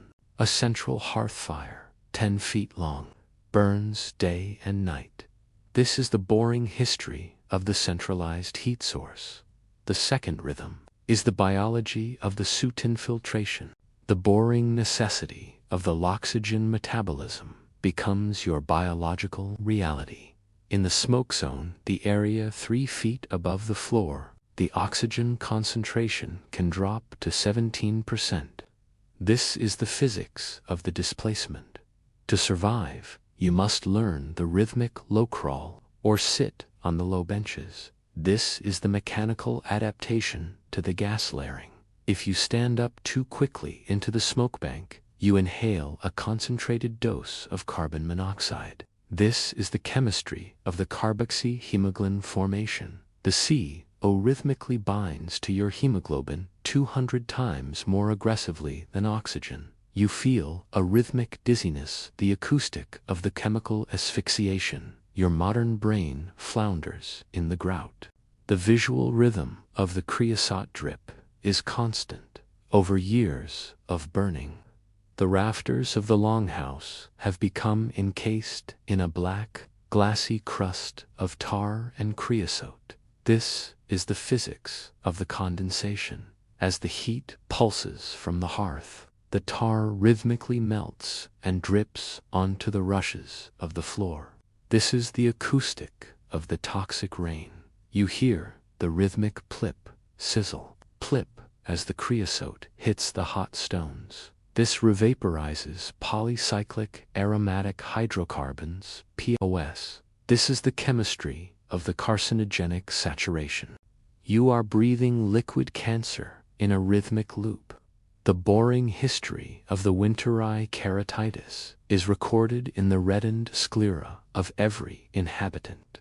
Because of the constant smoke exposure and the lack of UV light, the cornea is rhythmically inflamed. You feel the rhythmic grittiness, the feeling of hot sand scraping your eyeballs. This is the mechanical erosion of the ocular surface. You watch a child rubbing their eyes with sooty hands.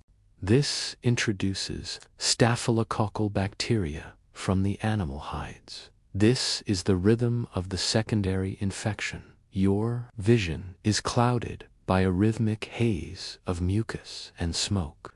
By the end of this first hour in the longhouse ecology, your modern respiratory defense has failed. You are coughing a blackened phlegm in a rhythmic spasm that tears at your intercostal muscles. You realize that the longhouse is not a shelter. It is a chemical processing plant where humans are slowly cured like hams in a smokehouse.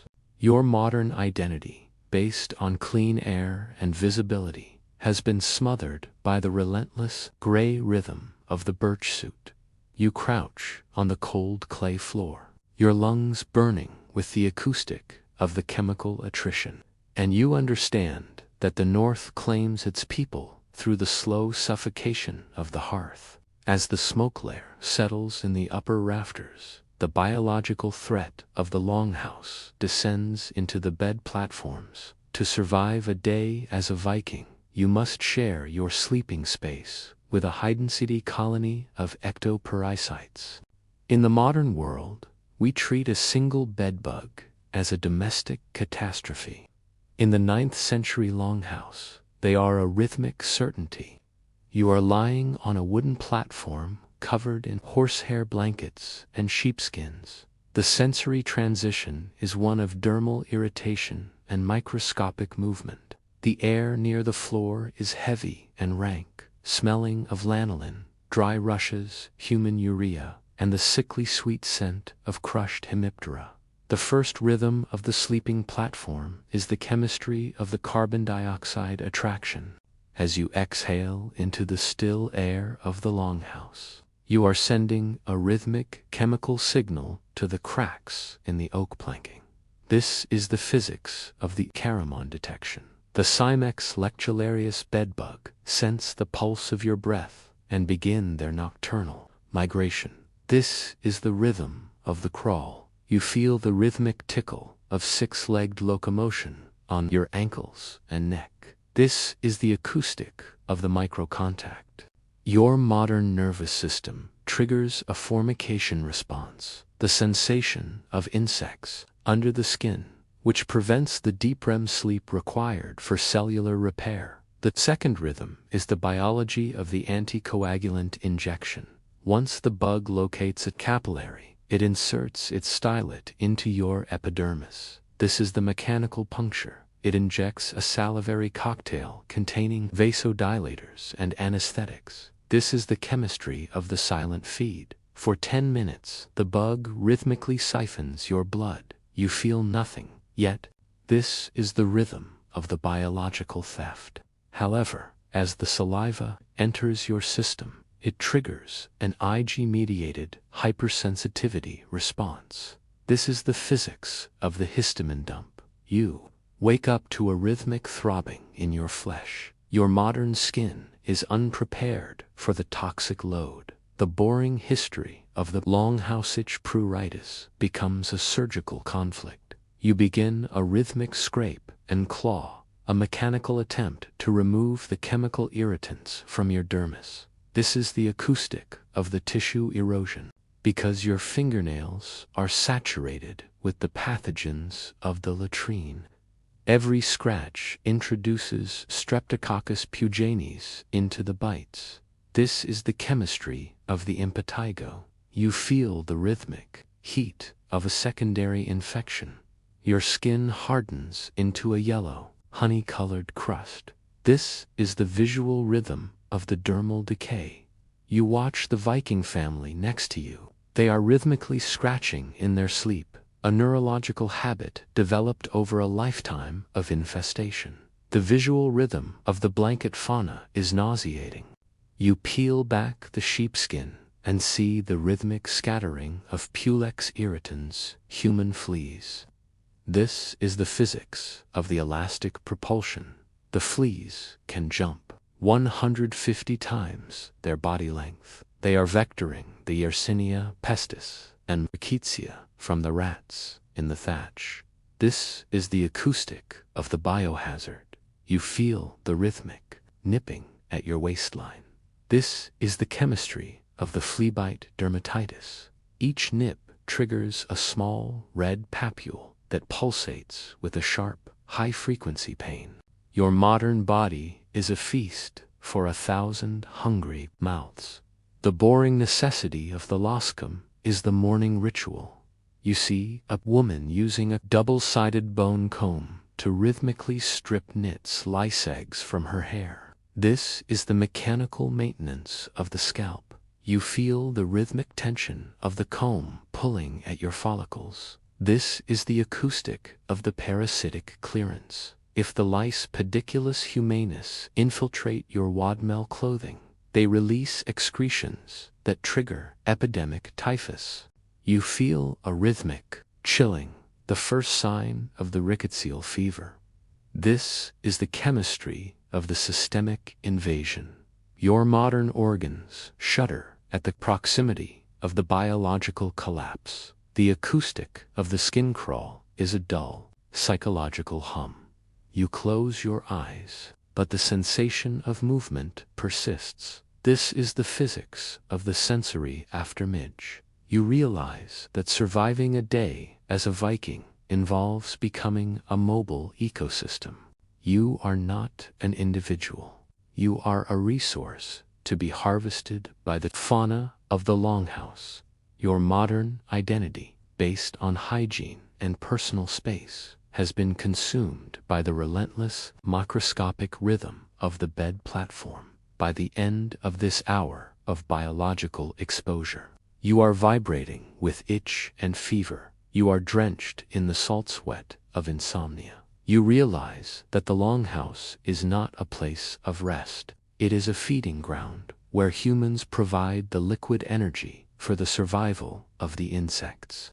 Your modern body has become a map of bites and scars. You lie on the hard oak plank, your nerves screaming with the rhythm of the infestation, and you understand that the North claims its host through the slow, rhythmic siphoning of the flesh as the morning light filters through the smoke hole. You face the mechanical reality of Viking Age cleanliness. In the modern world, hygiene is defined by surfactants, synthetic fragrances, and hot running water.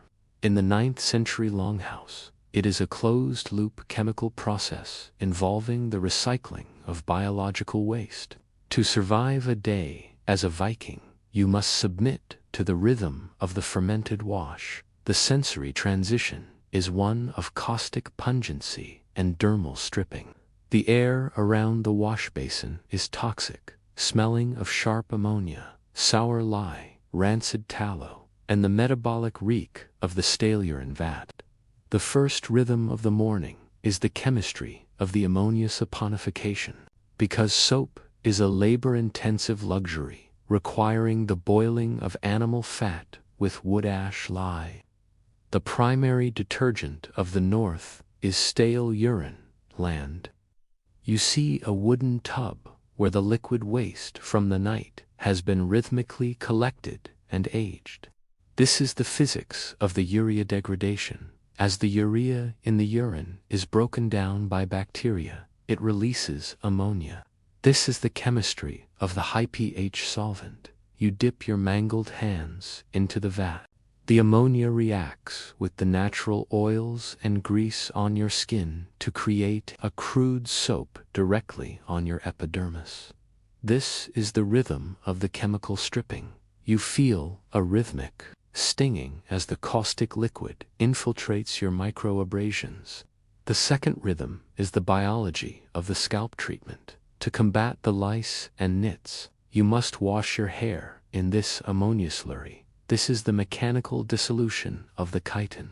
The high pH of the stale urine breaks down the glue that binds the louse eggs to your hair shafts. You feel the rhythmic burning in your scalp pores. This is the acoustic of the chemical burn. As the ammonia vaporizes, it triggers a rhythmic lacrimation response, tears. Your eyes stream with fluid as your modern mucous membranes rebel against the industrial strength fumes. This is the physics of the respiratory irritation. You are crying not from emotion, but from atmospheric toxicity. The boring history of the lye wash adds a secondary caustic threat. For deep cleaning of woolen tunics, the Vikings used wood ash, lye, potassium hydroxide. This is the chemistry of the alkaline hydrolysis. You see a woman mixing white ash from the hearth with water. This is the rhythm of the lye extraction. If the concentration is too high, it will dissolve the protein fibers of the wool and your skin. You feel a rhythmic, slippery sensation on your fingers. This is not cleanliness, it is the biology of the saponification of your own tissue. The lye is turning your flesh into soap at a microscopic level. This is the acoustic of the dermal liquefaction. The visual rhythm of the collective wash basin is pathogenic. You watch the Viking family share a single bowl of water. This is the rhythm of the cross-contamination. The master of the house washes his face and blows his nose into the water. Then the bowl is passed to the next person. This is the biology of the trachoma vector. You see the rhythmic spread of infected mucus. This is the chemistry of the viral exchange. Your modern brain, conditioned by the germ theory of disease, triggers a rhythmic panic spike. You realize that the hygiene ritual is actually a delivery system for conjunctivitis and influenza. The boring necessity of the fattest sealant follows the wash. Because the ammonia and lye have stripped away all protective lipids, your skin is now vulnerable to cracking in the Arctic wind. You must smear your face and hands with lard or bone marrow grease. This is the physics of the occlusive barrier. You feel the rhythmic clamminess as the heavy animal fat clogs your pores. This grease rhythmically collects the soot from the longhouse smoke. By mid-morning, your face is a mask of blackened tallow. This is the visual rhythm of the Viking aesthetic. You smell like a decomposing hearth. The acoustic of the hygiene cycle is a splashing, retching hum. You hear the rhythmic slosh, spit, slosh. This is the acoustic of the social cleaning. You realize that surviving a day as a Viking involves abandoning the concept of the sterile self. Your body is chemically bonded to the waste of your companions. Your skin is a reaction chamber for urine and ash. Your modern identity, based on fragrant soaps and privacy, has been dissolved by the relentless, caustic rhythm of the land vat. By the end of this hour of morning hygiene, you are chemically exhausted. Your scalp is numb, your eyes are bloodshot, and you stink of ammonia and lard. You realize that the longhouse does not clean you. It reprograms your microbiome through aggressive chemical substitution. Your modern body has become a slippery, greased gear in the Viking machine. You step away from the wash basin. Your fingers twitching with the rhythm of the chemical irritation, and you understand that the North claims its cleanliness through the systemic application of filth. The final mechanical reality of the longhouse is its structural instability. To survive a day as a Viking, you must participate in the rhythmic upkeep of a building that is slowly rotting from the top down. In the modern world, a roof is a static, multi-decade guarantee. In the 9th century North, it is a living, heavy, and volatile organism. You are standing on a wobbly wooden ladder lashed with willow-withe, looking at the thatch above the smoke hole. The sensory transition is one of structural vertigo and organic decay.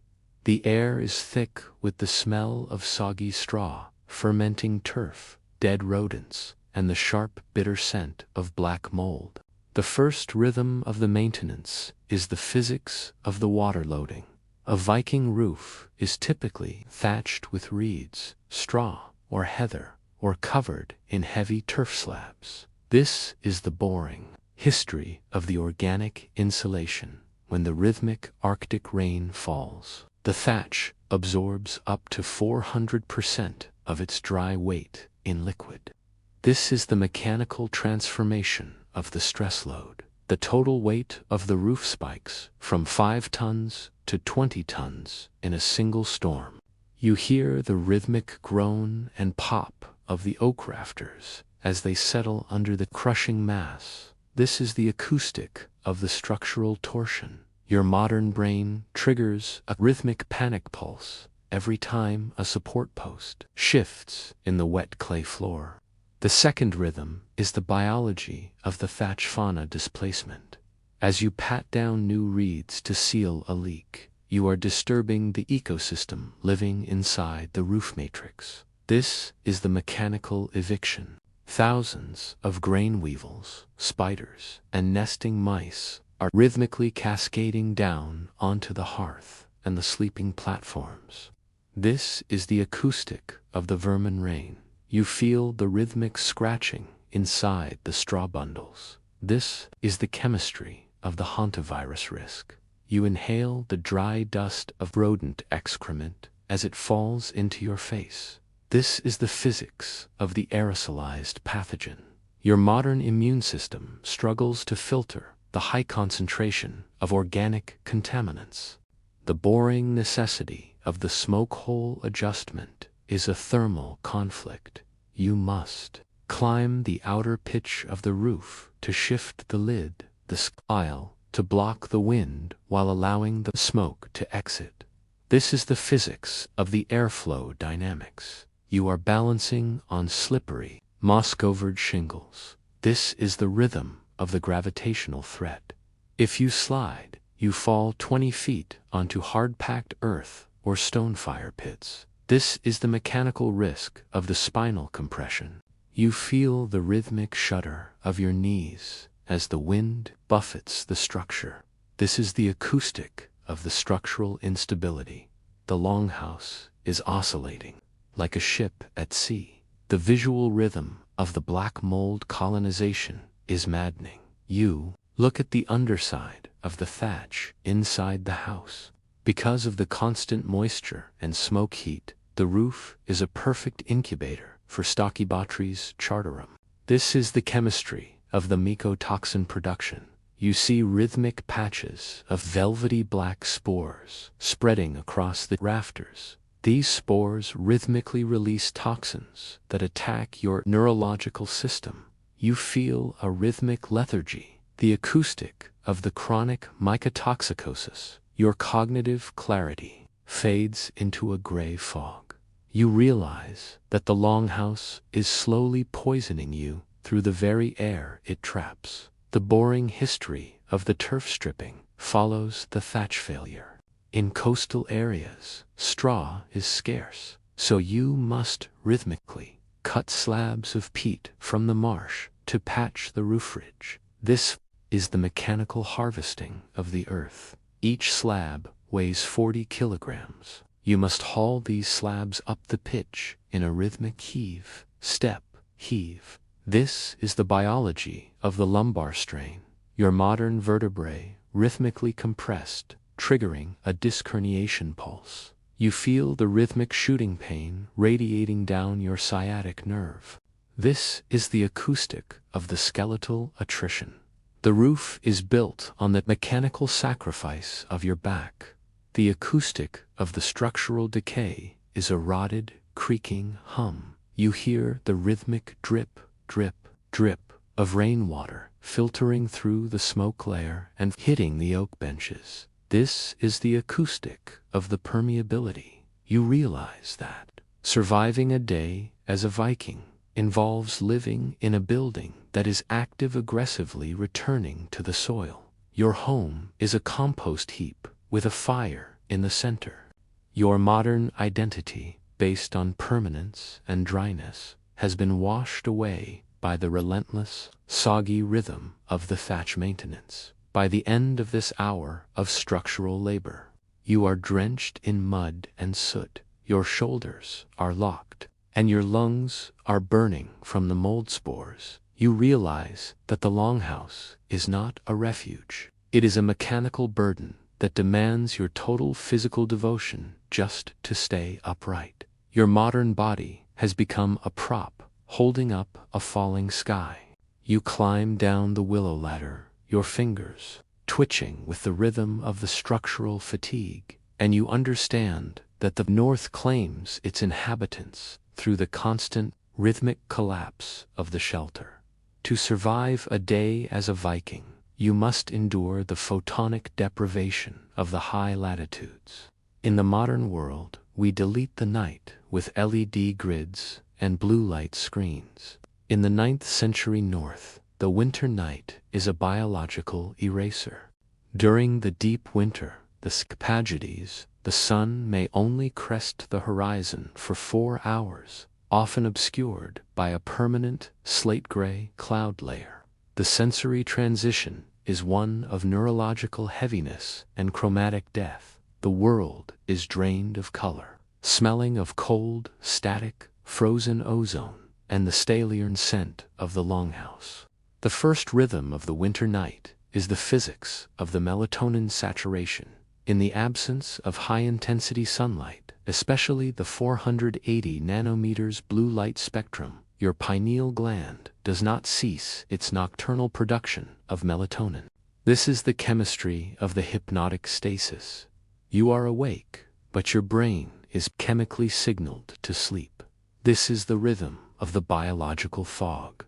You feel the rhythmic heaviness in your prefrontal cortex, the acoustic of the cognitive lag. Your reaction time drops by 30%. You are moving through a world of molasses. This is the mechanical failure of the alertness cycle. Your modern brain, conditioned for 24/7 productivity, rebels against this chemical anchoring. The second rhythm is the biology of the serotonin depletion. Because you are not converting tryptophan into serotonin through sun exposure, your neurochemical balance collapses. This is the chemistry of the seasonal affective disorder, SAD. You feel a rhythmic void in your emotional regulation. This is the acoustic of the dopaminergic flatlining. You lose the rhythm of joy and motivation. Everything, the oar pulling, the forge work, the maintenance, becomes a mechanical chore without internal reward. This is the physics of the spiritual attrition. You watch the Viking family. They sit in stoic silence for hours, their metabolism slowed to a hibernatory pulse.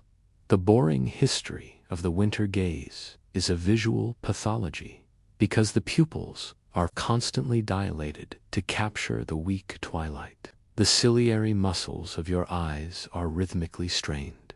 This is the physics of the optical fatigue. You feel a rhythmic throb behind your retinas. This is the acoustic of the neural overload. In the modern world, you would rest your eyes. In the Viking North, like net mending or blade sharpening by the flickering orange light of a tallow lamp. This is the chemistry of the saccadic stress. the inconsistent light frequency, triggers a rhythmic migraine pulse. The visual rhythm of the monochromatic desert is psychologically corrosive. For months, you see only shades of gray, black, and white. This is the physics of the sensory deprivation, your modern brain, addicted to the high-saturate visuals of the digital age, begins to hallucinate color in the snowdrifts. This is the chemistry of the cortical deafferentation. You see rhythmic flashes of blue and violet that are not there. This is the acoustic of the sensory breakdown. You are losing your grip on objective reality because the world has stopped sending data. The boring necessity of the oil lamp maintenance is the final low-light struggle. You must rhythmically trim the moss wick of a seal oil lamp. This is the mechanical generation of the lux. The light produced is less than 5 lumens. This is the physics of the visual penumbra. You are living in a world of shadows where movement is indistinct. This triggers a constant hypervigilance in your amygdala. You hear rhythms in the wind that sound like approaching threats. This is the acoustic of the paranoia loop. The winter night is not empty. It is populated by the mechanical echoes of your own fear. The acoustic of the sun death is a dull, hollow hum. You hear the rhythmic whine of the wind through the thatch. This is the acoustic of the isolation. You realize that surviving a day as a Viking involves enduring the genetic memory of the Ice Age.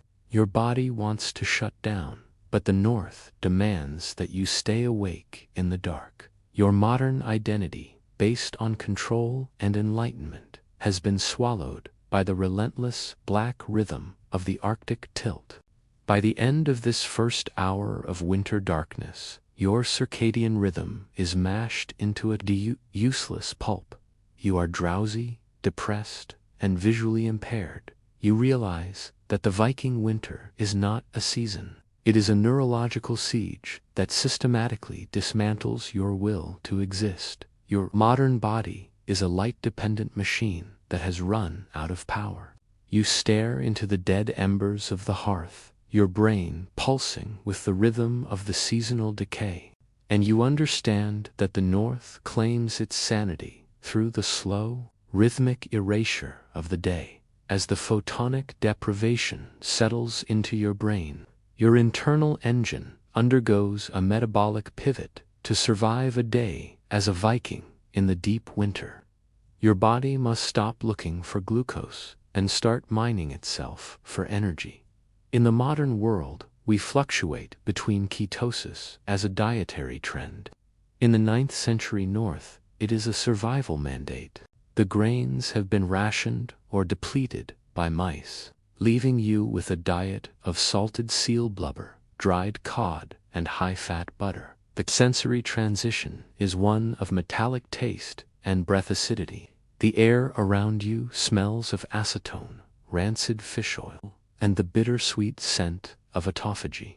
The first rhythm of the winter metabolism is the physics of the glycogen depletion. Within 48 hours of your porridge rations ending, your liver exhausts its stored sugars. This is the chemistry of the metabolic switch. Your pancreas ceases the rhythmic release of insulin and spikes the production of glucagon. This is the rhythm of the internal scavenging. You feel the rhythmic panic of your erring brain as it demands glucose that is not coming. This is the acoustic of the keto flu. You feel a rhythmic throb in your temples and a weakness in your knees. This is the mechanical failure of the carb engine. Your modern body, addicted to a constant glucose drip, triggers a rhythmic tremor of starvation. The second rhythm is the biology of the ketone production. Your liver begins to break down your adipose tissue fat and the animal fats you consume into acetoacid and beta-hydroxybutyrate. This is the chemistry of the alternative fuel. You feel a rhythmic shift in your energy levels. The lethargy lifts slightly, replaced by a cold, sharp focus. This is the acoustic of the ketogenic clarity. However, this focus comes at a cost. Your breath begins to exhale acetone, the same chemical used in nail polish remover. This is the chemistry of the lung vaporization. Every rhythmic breath tastes like rotten fruit and copper. This is the visual rhythm of the metabolic acidosis. The boring necessity of the protein sparing becomes a skeletal priority. Because you are not eating carbohydrates, your body will rhythmically attempt to convert your own muscle into glucose, gluconeogenesis. This is the physics of the muscle wasting. To prevent this, the Viking winter diet focuses on high-density lipids. You see a man eating a slab of whale blubber. This is the mechanical consumption of the energy-dense matrix. You feel the rhythmic coating of grease on your tongue. This fat slows your digestion, leading to a rhythmic heavy gut pulse. Your modern gallbladder, unused to processing 100 grams of fat in a single sitting, triggers a rhythmic biliary colic. You feel a rhythmic stabbing under your right rib. The visual rhythm of the brown adipose activation is microscopic. To generate heat in the sub-zero longhouse, your body recruits brown fat bat. This is the physics of the non-shivering thermogenesis. This specialized fat uncouples the mitochondrial energy production, converting calories directly into heat instead of ATP. You feel the rhythmic internal fire in your shoulders and neck. This is the acoustic of the metabolic combustion. Your skin rhythmically flushes with warmth, even though the air is freezing. However, this process demands oxygen and water at an accelerated rate. This is the chemistry of the winter dehydration. You are burning your internal ocean to keep the ice at bay. The boring history of the starvation edema follows the protein failure. If the whale blubber runs out, your blood protein albumin drops. This is the physics of the osmotic pressure loss. Fluid leaks from your vessels into your tissue. You see children with rhythmic swelling in their ankles and bellies. This is the biology of the quasar core. Their skin rhythmically pits when pressed. Realize that the Viking winter is a mechanical balance sheet, where one missing meal triggers a total biological default. The acoustic of the fat burn is a hollow, metallic hum. You hear the rhythm of your own heart pounding in a starved chest. This is the acoustic of the autophagy. Your body is cleaning its own cells, breaking down damaged proteins to stay alive. This is the chemistry of the biological purgatory. You realize that surviving a day as a Viking involves becoming a liquid candle. You are consuming yourself to maintain the flame of consciousness in the dark. Your modern identity, based on abundance and satiety, has been stripped away by the relentless, acidic rhythm of the ketogenic siege. By the end of this hour of metabolic transition, you are vibrating with acetone energy. You are alert, cold, and nauseated. You realize that the Viking winter is not just darkness. It is a chemical war fought in the mitochondria. Your modern body is a gluttonous machine that has been retooled into a lean, toxic engine. You sit in the cold shadows, your liver pulsing with the rhythm of the lipid degradation, and you understand that the North claims its energy through the slow, rhythmic burning of the human frame. As your metabolism pivots into the acidotic burn of ketosis, you must confront the mechanical violence of the air itself. To survive a day as a Viking in the deep winter, you must breathe the sub-zero catalyst. In the modern world, we transition between climate-controlled environments. In the 9th century North, your respiratory tract is the front line of a permanent thermal conflict. The sensory transition is one of pulmonary constriction and crystallization. The air is viciously dry, smelling of frozen needle dust, ozone, and the stalarine scent of your own nasal hemorrhage. The first rhythm of the ice lunge is the physics of the flash freezing. When you inhale air at -30 degrees Celsius, the thermal shock to your trachea is instantaneous. This is the chemistry of the mucosal desiccation. Your nasal cilia, which are designed to filter and warm the air, rhythmically freeze and snap at a microscopic level. This is the mechanical failure of the primary filter. You feel a rhythmic stabbing in your sternum, the acoustic of the bronchial irritation. Your modern lungs, conditioned for 70-degree humidity, trigger a rhythmic, reactive airway response. Your bronchioles clamp shut to protect the alveoli from the cold front. This is the physics of the Arctic asthma. Every rhythmic breath is a gasp through a constricted straw. The second rhythm is the biology of the ice crystals in the alveoli. If you exert yourself, perhaps hauling a sledge of firewood, you switch from nasal breathing to mouth breathing. This is the mechanical error of the Arctic survival. The bypass of the nasal warming chamber launches freezing air directly into the delicate air sacs of your lower lungs. This is the physics of the thermal scouring.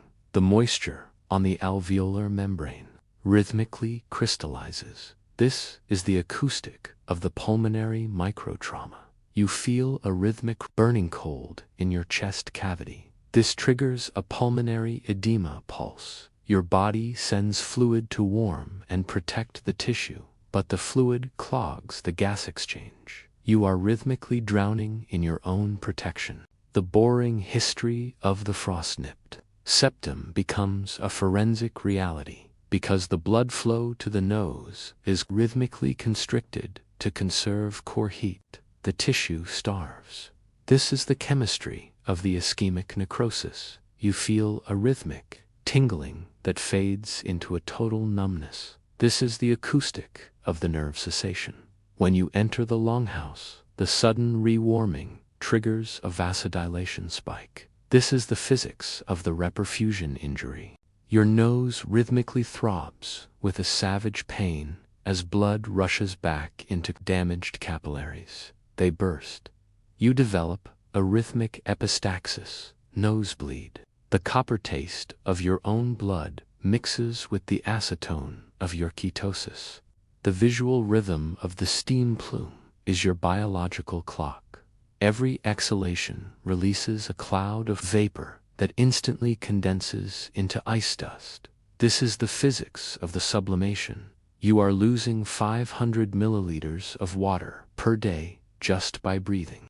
This is the rhythm of the respiratory dehydration. Your modern mucus hardens into brittle shards that rhythmically cut your nasal lining. You watch the Viking warriors. They wrap woolen scarves around their faces to create a microclimate of recycled heat. This is the mechanical generation of the rebreather. You try to mimic this, but the moisture from your breath freezes the wool into a solid ice mask. This is the acoustic of the suffocation. The boring necessity of the sputum analysis is how you monitor the ice lunge. You cough into the snow. This is the rhythm of the pulmonary clearance. You look for pink streaks in the phlegm. This is the chemistry of the hemoptysis. It indicates that the cold has breached the deep tissue. This is the acoustic of the systemic vulnerability. In the modern world, you would rest in a humidified room. In the north, you must continue to breathe the blade. Every breath is shaving a layer off your life sextancy. This is the mechanical erosion of the soul. The acoustic of the ice respiration is a crackling, wheezing hum. You hear the rhythm of your own lungs struggling against the atmospheric density. This is the acoustic of the Arctic resistance. You realize that surviving a day as a Viking involves converting the air into poison and fighting the resulting damage with zero resources. Your body is a thermal engine that is sucking in liquid nitrogen and trying to turn it into life. Your modern identity, based on effortless autonomic function, has been shattered by the relentless, freezing rhythm of the winter air. By the end of this hour of respiratory conflict, you are vibrating with hypoxic fatigue. Your chest is tight, your throat is raw, and your nose is leaking thin. Cold blood. You realize that the Viking winter is not just darkness or starvation. It is a physical assault on the gas exchange that sustains you. Your modern body is a greenhouse plant that has been exposed to the vacuum of the north. You crouch in the shelter of a stone wall, your lungs pulsing with the rhythm of the pulmonary fatigue, and you understand that the north claims its oxygen through the slow, rhythmic freezing of the human breath. Betrayal. To survive a day as a Viking, you must navigate a world where light is not a guide, but a weapon. Even in the dim 4-hour sun, the physics of the albedo creates a lethal environmental trap. In the modern world, we use UV-rated sunglasses to protect our retinas. In the 9th century North, you have only slotted bone and biological resilience. The sensory transition is one of whiteout, vertigo, and ocular inflammation. The world vibrates with a blinding, flat intensity, smelling of frozen salt, wet bone, and the oily scent of your own eye secretions. The first rhythm of the snowblindness is the physics of the UV amplification. When the sun sits low on the horizon, its rays strike the crystalline surface of the Arctic snow at a high angle. This is the chemistry of the diffuse reflection. The fresh snow reflects up to 80% of the ultraviolet radiation back into your unprotected eyes. This is the rhythm of the solar assault. You feel the rhythmic stinging, the acoustic of the phattocaritis. The burras are literally sunburning your cornea and conjunctiva. This is the mechanical erosion of the ocular surface. Your modern brain interprets this as sand rhythmically scraping across your eyeballs. You feel the rhythmic panic blink, the acoustic of the visual reflex failure. The second rhythm is the biology of the whiteout hallucination. Under a gray sky, the shadows disappear. This is the physics of the contrast loss. You lose your depth perception. The world becomes a flat, featureless void. This is the acoustic of the spatial disorientation. Your brain, desperate for visual data, begins to rhythmically invent shapes. You see dark figures moving in the periphery that are not there. This is the chemistry of the Charles Bonnet-style release. Your visual cortex is pulsing with ghost images. This is the rhythm of the Arctic psychosis. You step into a snowdrift that you perceived as solid ground. This is the mechanical fall of the sensory failure. The boring history of the slotted bone goggles becomes your only salvation. You see an elder carving a walrus tusk into a mask with 2 narrow horizontal slits. This is the physics of the stenopoeic aperture. You tie the bone over your eyes. This rhythmically limits the amount of light entering your pupil while increasing the depth of field. This is the mechanical correction of the vision. However, these goggles drastically reduce your peripheral awareness. You are living in a world of narrow lines. This is the acoustic of the tunnel vision. You feel a rhythmic claustrophobia, the feeling of being trapped inside your own head. The visual rhythm of the night blindness, nyctalopia, follows the snow glares. Because your vitamin A is depleted by the winter diet, your rod cells responsible for low-light vision fail to regenerate the rhodopsin pigment. This is the chemistry of the photoreceptor atrophy. As the weak sun sets, you become instantly blind. This is the rhythm of the sudden darkness. You feel the rhythmic groping of your hands against the rough cedar of the palisade. This is the acoustic of the total vulnerability. In the Viking Age, darkness is a solid wall. You realize that you are no longer a predator. You are prey. The boring necessity of the soot blackening is the final ocular defense. You smear charcoal from the hearth in a rhythmic arc under your eyes. This is the physics of the light absorption. The black soot absorbs the glare from your cheekbones, protecting the lower eye. This is the mechanical reduction of the solar stress. You feel the rhythmic cracking of the dried soot on your skin. This mixes with your tears to create a black slurry that rhythmically drips into your mouth. The taste of ancient wood carbon reminds you of the industrial reality of your survival.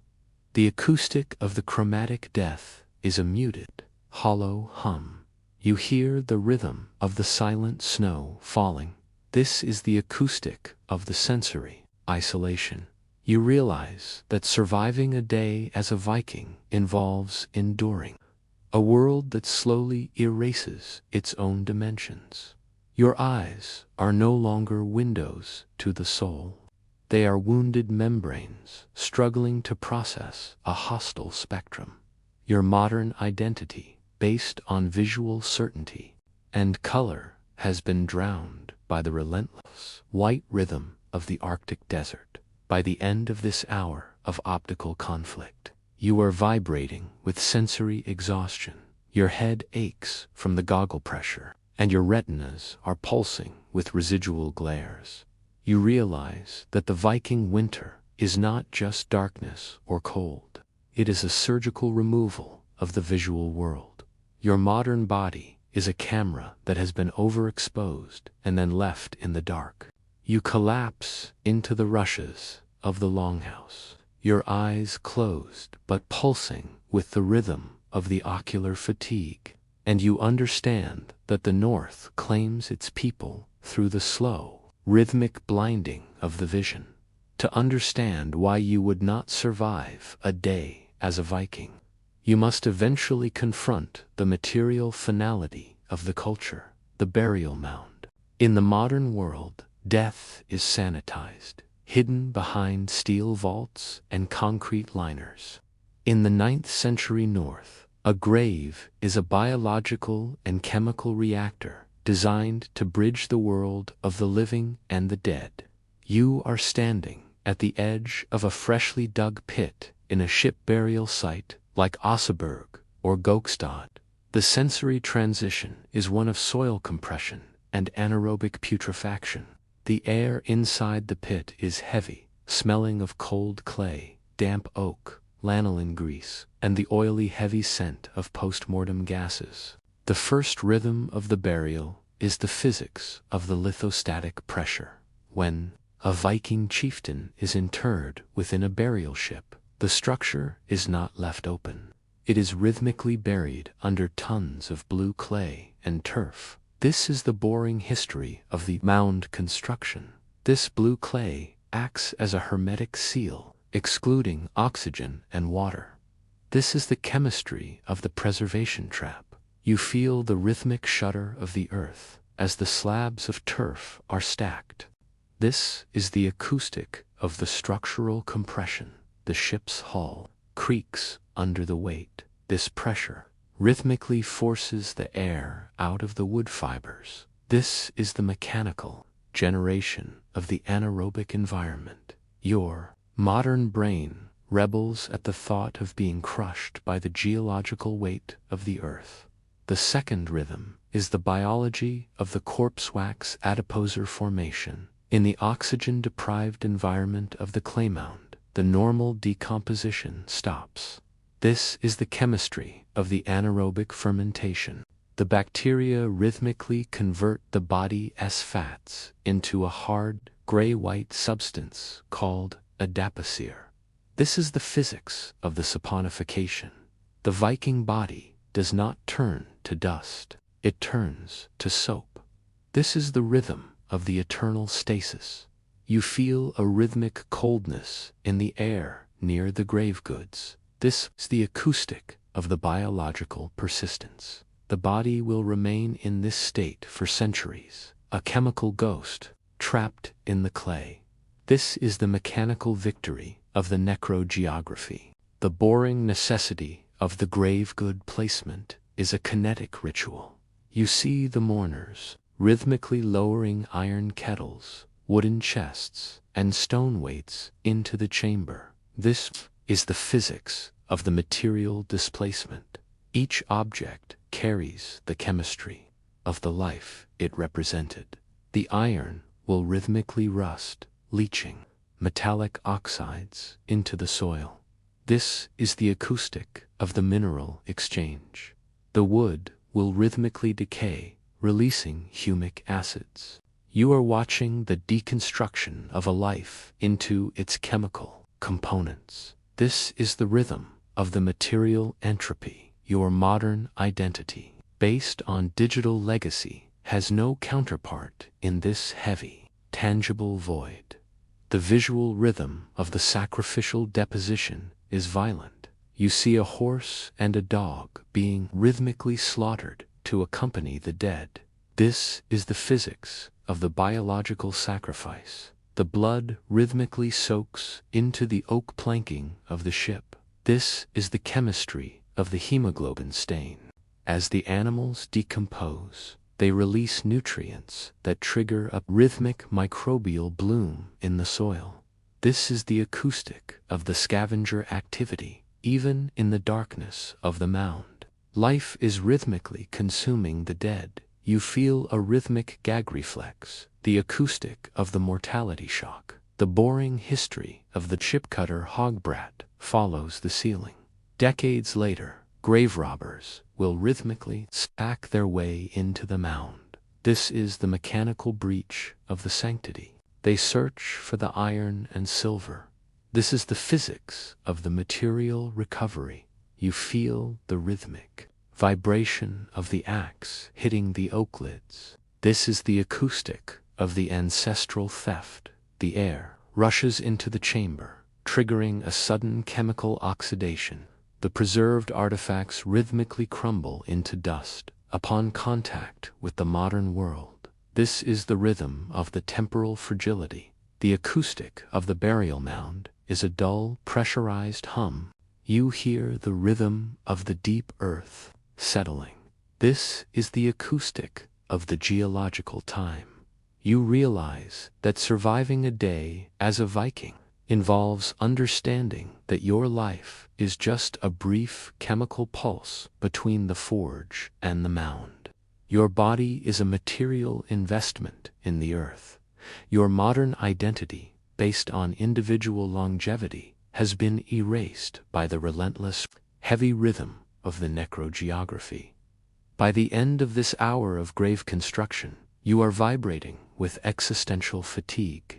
Your hands are dirty with ancestral clay, and your lungs are heavy with the scent of the void.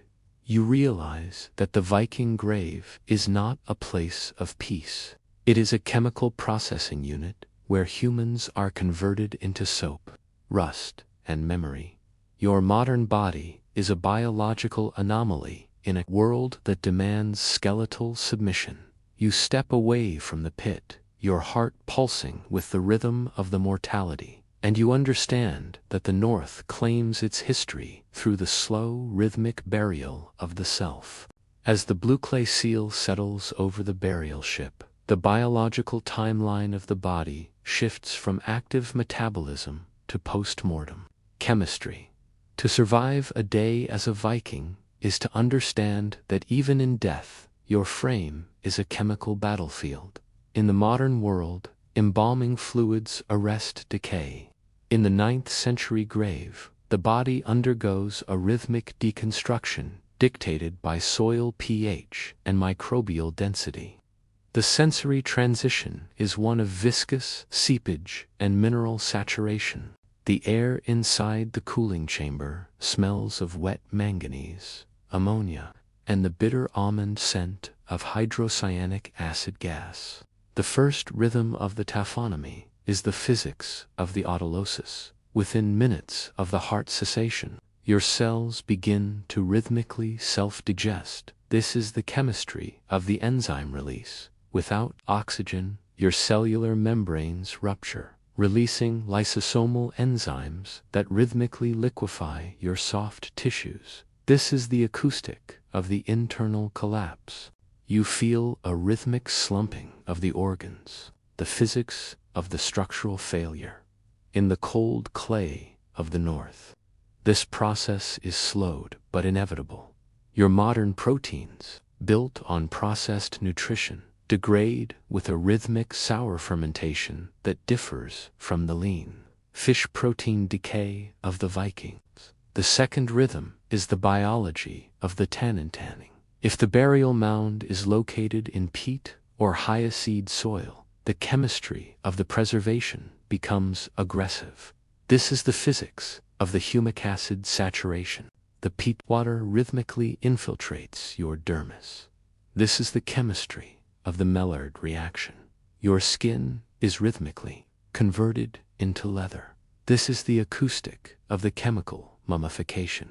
You watch the Viking dead turn a deep tobacco brown. This is the visual rhythm of the bog body. While your flesh persists, the acids rhythmically dissolve the calcium phosphate of your bones. This is the mechanical softening of the skeleton.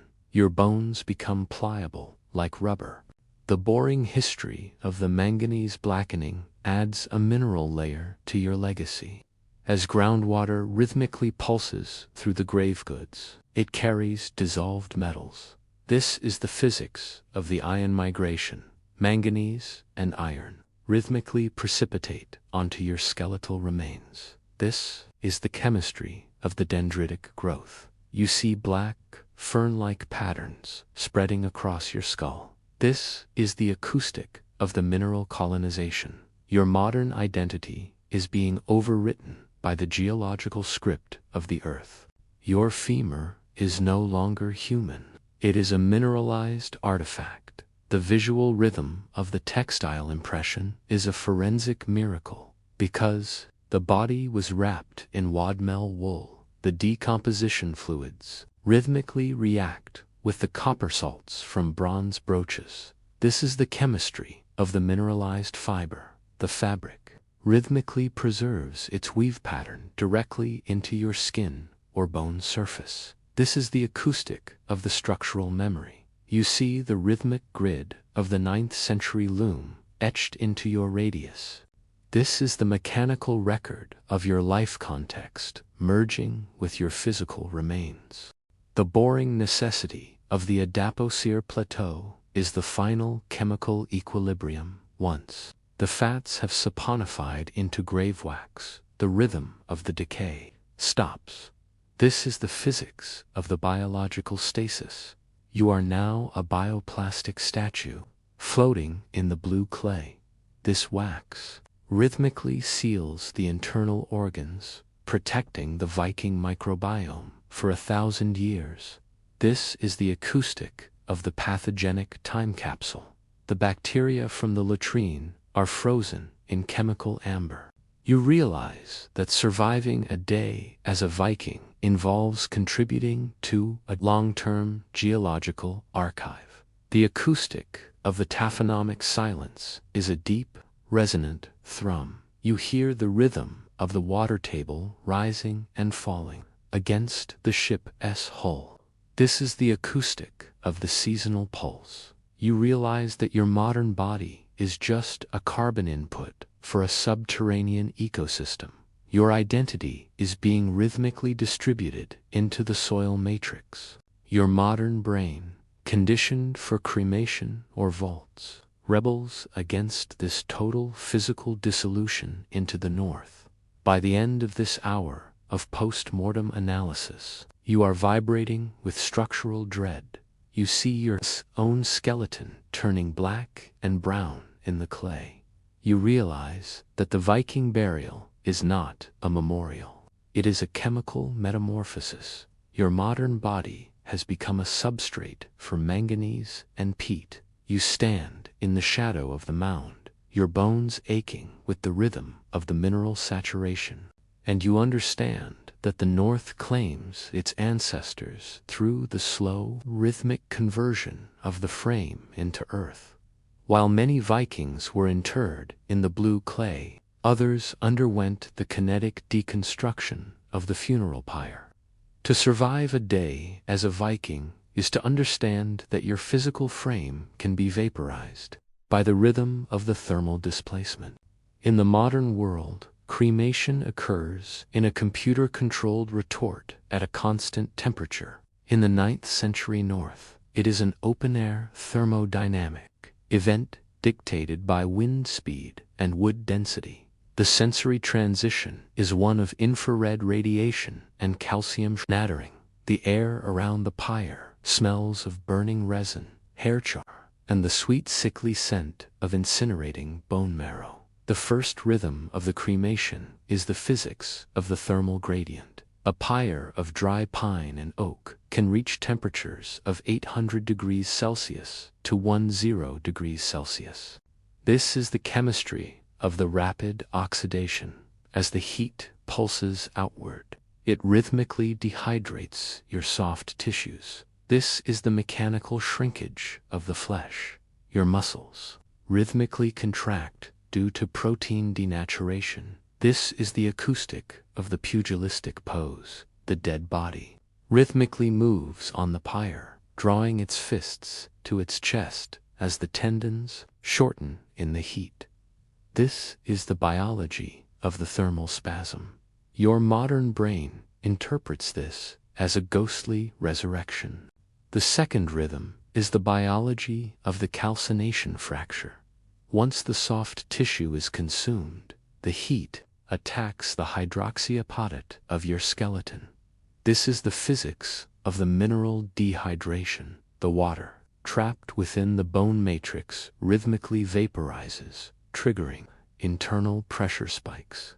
This is the acoustic of the bone snap. You hear the rhythmic pop, crack, ping, the acoustic of the skeletal fragmentation. Your bones rhythmically warp and twist into C-shaped fragments. This is the chemistry of the structural warping. You watch the Viking skull rhythmically fissure along the suture lines. This is the visual rhythm of the cranial release. The boring history of the bone color chronology provides a forensic timeline. As the temperature pulses, your bones change color in a rhythmic spectral shift. At 200 degrees Celsius, they are brown. At 400 degrees Celsius, they are black, charred. At 600 degrees Celsius, they turn blue-gray. This is the chemistry of the carbon saturation. Finally, at 800 degrees Celsius plus, the bones turn chalk-white. This is the physics of the total calcination. All organic material has been rhythmically evicted. You see the mourners looking for the white fragments. This is the acoustic of the purity. Your modern identity has been refined into a mineral ghost. The visual rhythm of the vaporized silver is opulent. If a Viking is burned with grave goods, the metal rhythmically melts. This is the physics of the phase change. Silver brooches rhythmically drip through the embers, coating the calcined bone fragments in a metallic film. This is the chemistry of the post-mortem gilding. You see rhythmic splashes of lead and copper fusing to the vertebrae. This is the acoustic of the material merger. You are no longer human. You are a biological metallic composite, the forensic record of your social status bonded to your atoms. The boring necessity of the bunk election oscilligium follows the cooling. Once the pyre subsides, the ashes are rhythmically sifted. This is the mechanical recovery of the ancestor. The Viking family picks the white fragments from the charcoal. This is the rhythm of the tactile memory. These fragments are placed in a ceramic urn. This is the physics of the volumetric reduction. Your entire 80-kilogram body has been rhythmically compressed into 2 liters of ash and bone. This is the mechanical reality of the thermal deconstruction. Your modern identity, based on physical presence, has been erased by the relentless, hot rhythm of the oxidation. The acoustic of the pyrewind is a roaring, high-frequency hum. You hear the rhythm of the vortex created by the heat rise. This is the acoustic of the atmospheric displacement. You realize that surviving a day as a Viking involves accepting that your life can be converted into light and smoke in a single sun turn. Your body is nothing but stored chemical energy waiting for a spark. Your modern brain, conditioned for longevity, rebels against this total combustion into the Arctic sky. By the end of this hour of thermal attrition, you are vibrating with molecular dread. You see the smoke plume carrying your carbon into the atmosphere. You realize that the Viking cremation is not an ending. It is a mechanical distribution of the self into the ecology. Your modern body has become a white ash, scattered on the water. You stand by the dead embers, your skin aching from the infrared load, and you understand that the North claims its warriors through the fast, rhythmic shattering of the bone. The final forensic echo of the Viking life is the transition from biological remains to geological memory. To survive a day as a Viking, you must understand that your identity is eventually encoded into the mineral matrix of the runestone. In the modern world, information is stored in digital clouds of silicon and light. In the 9th century North, data persistence is a mechanical conflict between iron and granite. You are standing before a slab of gneiss or granite, watching a runemaster, the Erelos, carve your name. The sensory transition is one of percussive shock and mineral dust. The air around the stone is sharp, smelling of pulverized silica, wet iron, and the oily scent of the red lead pigment. The first rhythm of the runestone is the physics of the percussive incision. To write in the Futhark script, you do not ink a surface. You rhythmically fracture the stone. This is the mechanical generation of the message. The chisel strikes the granite in a rhythmic clink, crack, chip. This is the acoustic of the crystalline failure. Each strike displaces micro shards of quartz and feldspar. This is the physics of the high energy impact. You feel the rhythmic stinging in your hands from the vibration travel through the iron. This is the biology of the hand-arm vibration syndrome halves. Your modern nerves numb under the rhythm of the inscription. The second rhythm is the chemistry of the red ochre saturation. Once the runes are carved, they are invisible against the gray stone. To render the data, the grooves are rhythmically filled with red lead munu, or hematite, mixed with linseed oil. This is the physics of the capillary action. The pigment rhythmically seeps into the micropores of the granite. This is the chemistry of the oxidization protection. You see the stone bleeding red lines. This is the visual rhythm of the commemoration. The iron oxide rhythmically bonds to the silica. This is the acoustic of the chemical permanence. You realize that your name is now a mineralized stain on the planet's crust. The boring history of the lichen colonization follows the erection of the stone. Over decades, lichen, a symbiotic algae fungi organism, rhythmically attacks the stone's surface. This is the biology of the bioerosion. The lichen releases oxalic acid that rhythmically dissolves the calcium and magnesium in the stone. This is the chemistry of the biological weathering. You see the runes rhythmically softening and blurring into the background. This is the acoustic of the environmental erasure.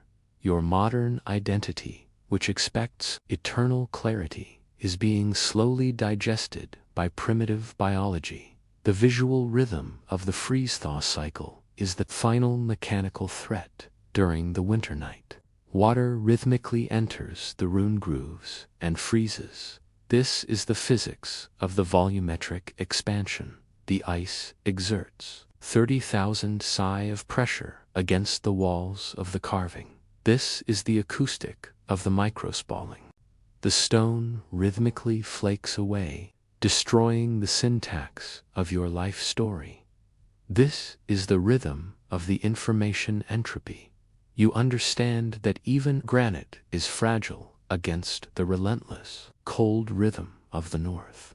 The boring necessity of the stone placement is a geological gamble. You must bury the base of the stone in heavy clay to prevent it from toppling. This is the physics of the center of mass. If the earth heaves due to permafrost, the stone rhythmically tilts. This is the mechanical failure of the monument. You see a runestone lying face down in the mud. This is the acoustic of the oblivion. Your modern brain, used to instant access, struggles to accept that memory is a physical object subject to gravity. The acoustic of the runestone legacy is a silent, vibrating hum.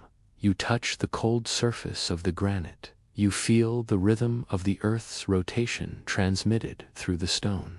This is the acoustic of the deep time. You realize that surviving a day as a Viking involves understanding that you are only temporary, but your impact is recorded in the mineral language of the earth.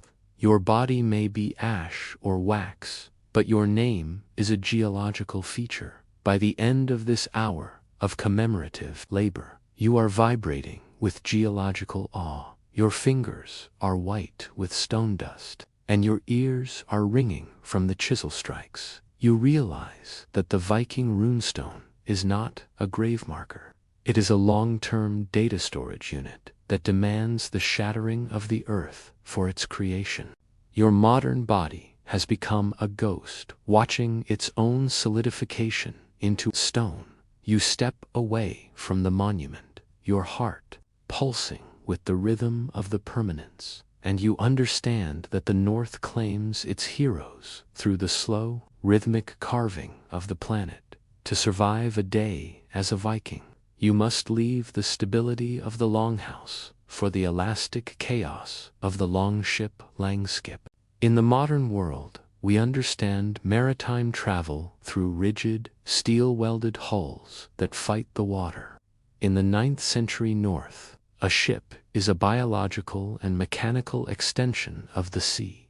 You are standing on the deck planks, which are not nailed down, but loose, of a ship like the Skuldelove, too.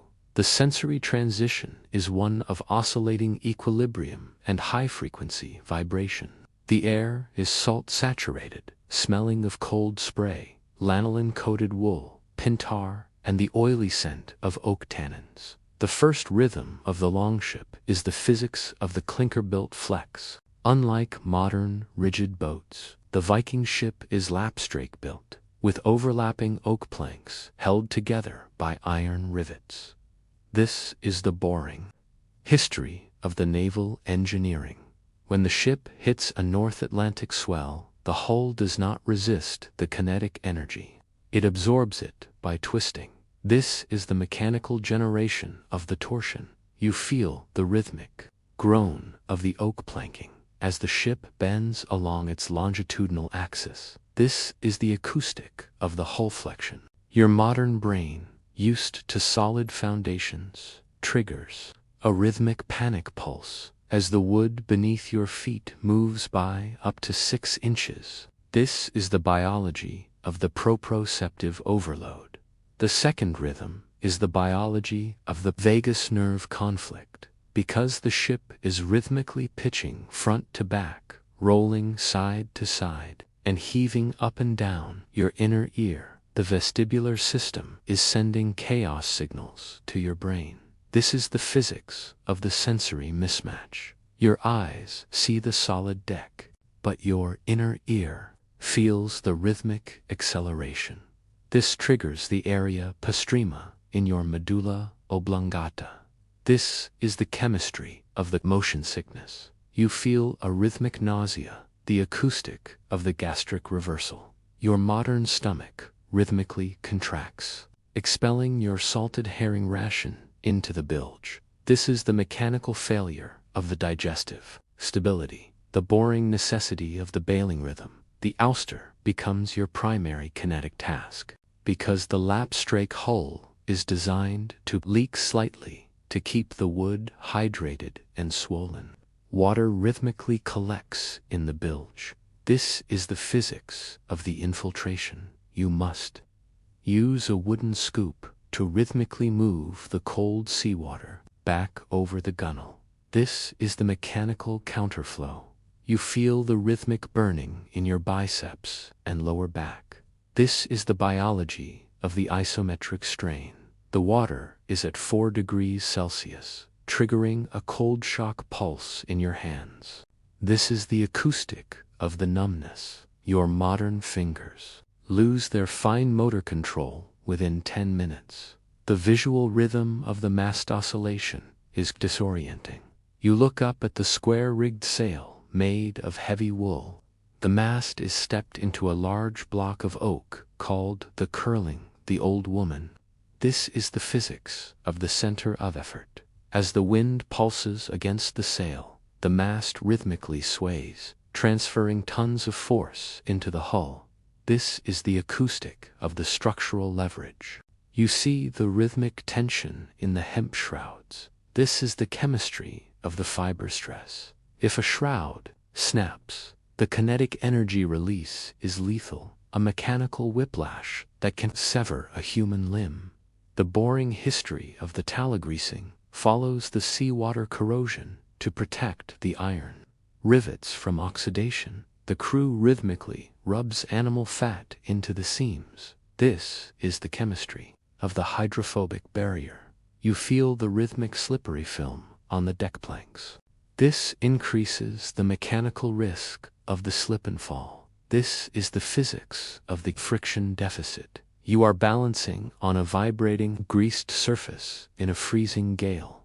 This is the rhythm of the survival tightrope. Your modern body is unsuited for this dynamic instability. The acoustic of the ocean hull is a rushing, percussive hum. You hear the rhythm of the water slapping against the oak strakes. This is the acoustic of the hydrodynamic resistance.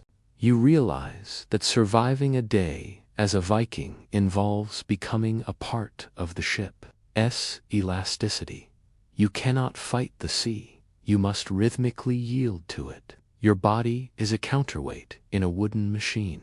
Your modern identity, based on static safety, has been washed away by the relentless, fluid rhythm of the longship. By the end of this hour of ocean exposure, you are vibrating with kinetic fatigue. Your knees are shaking from the constant micro-adjustments, and your inner ear is screaming for silence. You realize that the Viking ship is not a vehicle. It is a mechanical predator that demands your total neurological focus just to stay aboard. Your modern body is a liquid weight that has been flung into a wooden vortex. You grip the gunwale, your fingers twitching with the rhythm of the torsional stress, and you understand that the North claims its sailors through the relentless, rhythmic motion of the deep.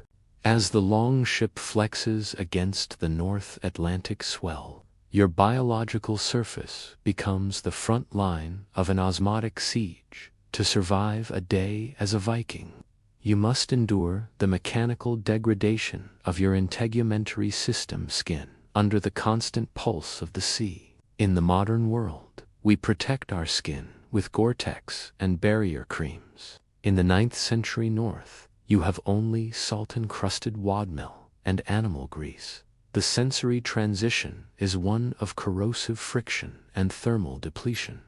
The air is a briny mist, smelling of cold sea-urea, fermenting wool, and the sharp sting of your own exposed dermis.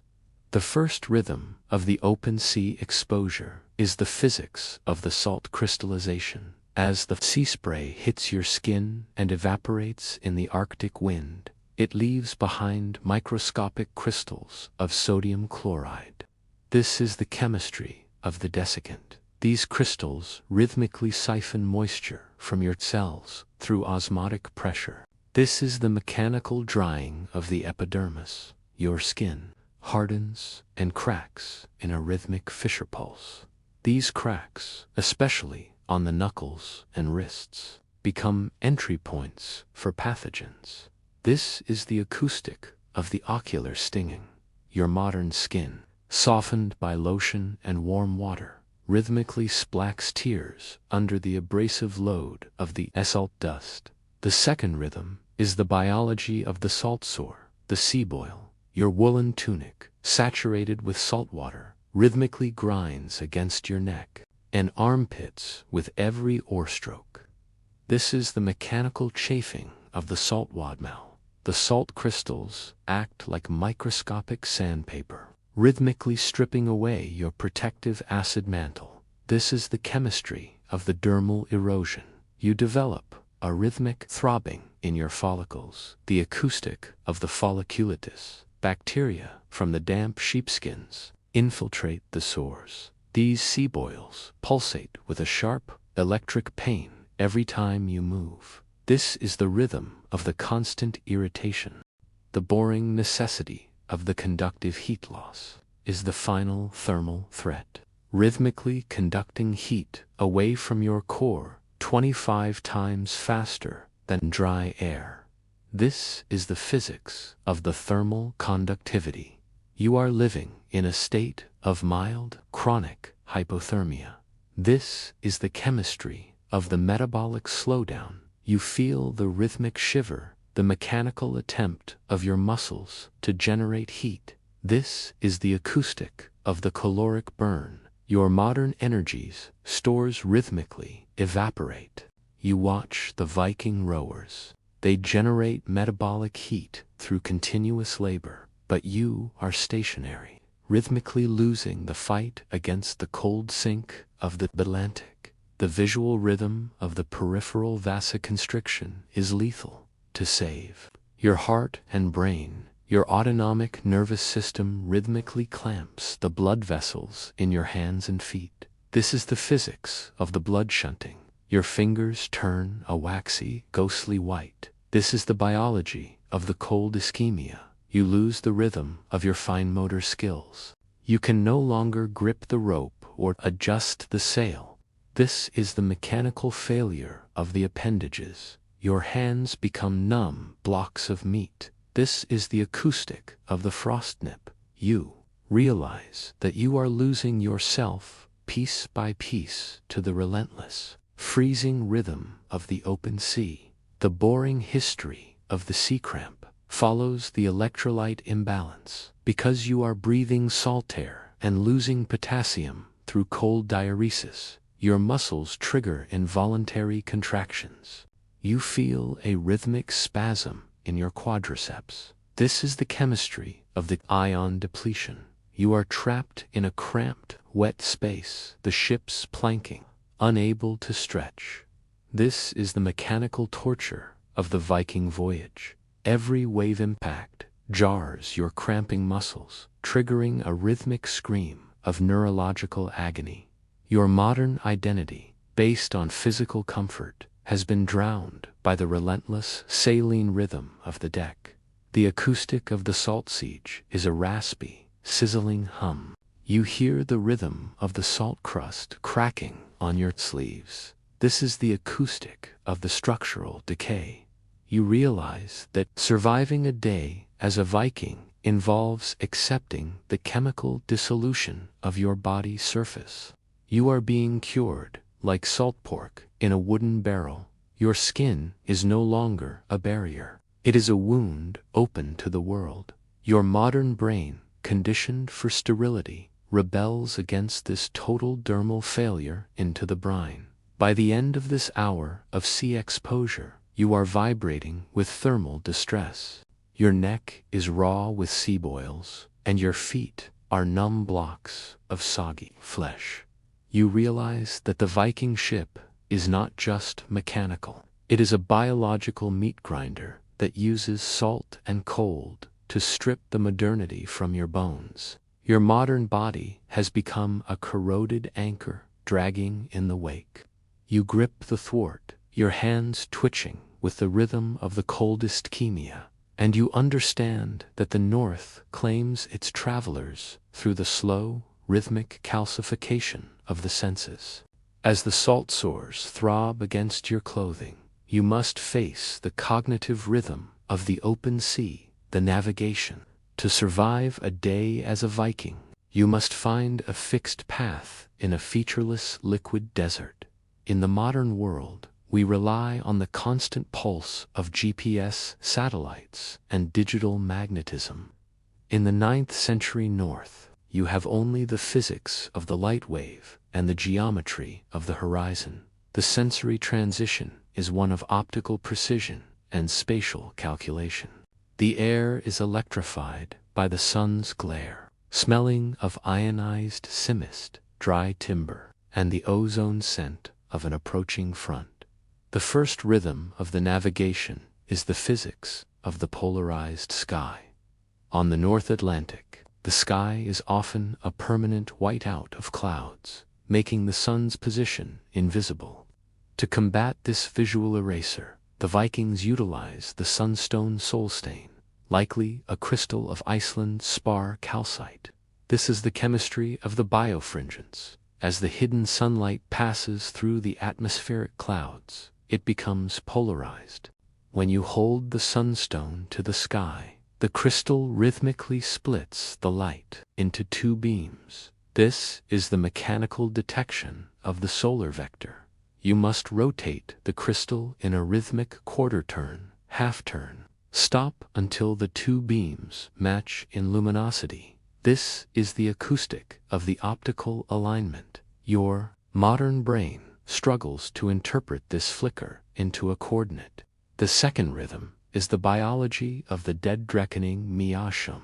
Without a clock, the Viking navigator, the steeryman, measures distance through the rhythm of the oar stroke and the speed of the bubble stream along the hull. This is the physics of the kinetic estimation. You are calculating your vector based on the rhythm of your own pulse. This is the chemistry of the internalized chronometry. You feel the rhythmic thump of the heart competing with the rhythm of the wave. If you miscalculate the current by even 1 degree, you will miss the Faroe Islands and vaporize into the open Atlantic. This is the acoustic of the lethal error.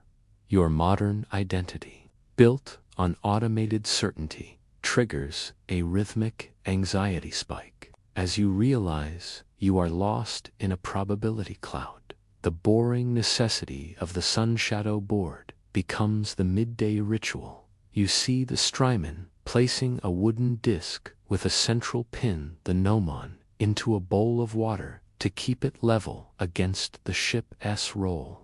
This is the physics of the solar declination. He traces the rhythm of the shadow across the etched curve of the board. This is the mechanical mapping of the latitude. You feel the rhythmic tension in the crew as they watch the shadow. This is the acoustic of the collective survival. If the shadow strays from the summer line, you are sailing into the abyss. This is the chemistry of the navigational stress. The visual rhythm of the environmental markers is your backup data. You must rhythmically scan the horizon, not for land, but for biological proxies. You see a pod of pilot whales migrating southwest. This is the biology of the interspecies tracking. You watch the flight path of the puffin. This is the physics of the land proximity gradient. You listen for the acoustic of the breaking wave against a submerged reef. This is the mechanical echolocation. Every bird wing and whale breach is a rhythmic data point that feeds into your navigational model. Your modern eyes ache from the relentless analytical focus required to decode the sea. the boring history of the bearing dial. Solskifen follows the night transition as the sun sets. You must switch to stellar navigation. This is the physics of the celestial sphere rotation. You locate the polestar Letharstjarna. This is the rhythm of the fixed point. You align your shoulder with the gunwale and your eye with the star. This is the mechanical calibration of the body. You are becoming a sextant. You feel the rhythmic cramp in your neck as you maintain the angle for hours. This is the acoustic of the physical measurement. The acoustic of the navigational void is a silent, vibrating hum. You hear the rhythm of the wind shifting its frequency through the rigging. This is the acoustic of the weather prediction. You realize that surviving a day as a Viking involves trusting the optical properties of a rock and the memory of a bird. Your identity is no longer fixed. It is a relative position defined by light and water. Your modern brain, conditioned for GPS reliability, rebels against this total reliance on the intangible. By the end of this hour of navigational labor, you are vibrating with optical fatigue. Your eyes burn from the sunstone glare, and your mind is stretched by the geometry of the sky. You realize that the Viking ship is not just a vehicle. It is a scientific instrument that uses the human senses as its processor. Your modern body has become a transducer for solar waves. You grip the steering oar, your hands twitching with the rhythm of the spatial calculation, and you understand that the North claims its pathfinders through the slow, rhythmic decoding of the universe. The final mechanical certainty of the longship is its potential for total kinetic disintegration. To survive a day as a Viking, you must face the physics of the shipwreck. In the modern world, we carry inflatable life vests and emergency beacons. In the 9th century North, a hull breach in the open Atlantic is a biological death sentence executed by thermal shock. You are standing on a ship that has just struck a submerged Scarria-sharp rock off the coast of Norway. The sensory transition is one of inrushing frigidity and structural splintering. The air is shattered by the sound of exploding oak, screaming crew, and the heavy slosh of incoming Arctic brine. The first rhythm of the shipwreck is the physics of the cold shock gas preflex. As the hull opens, you are plunged into water at 2 degrees Celsius. This is the chemistry of the trigeminal nerve activation. Your modern brain triggers an involuntary, massive inhalation.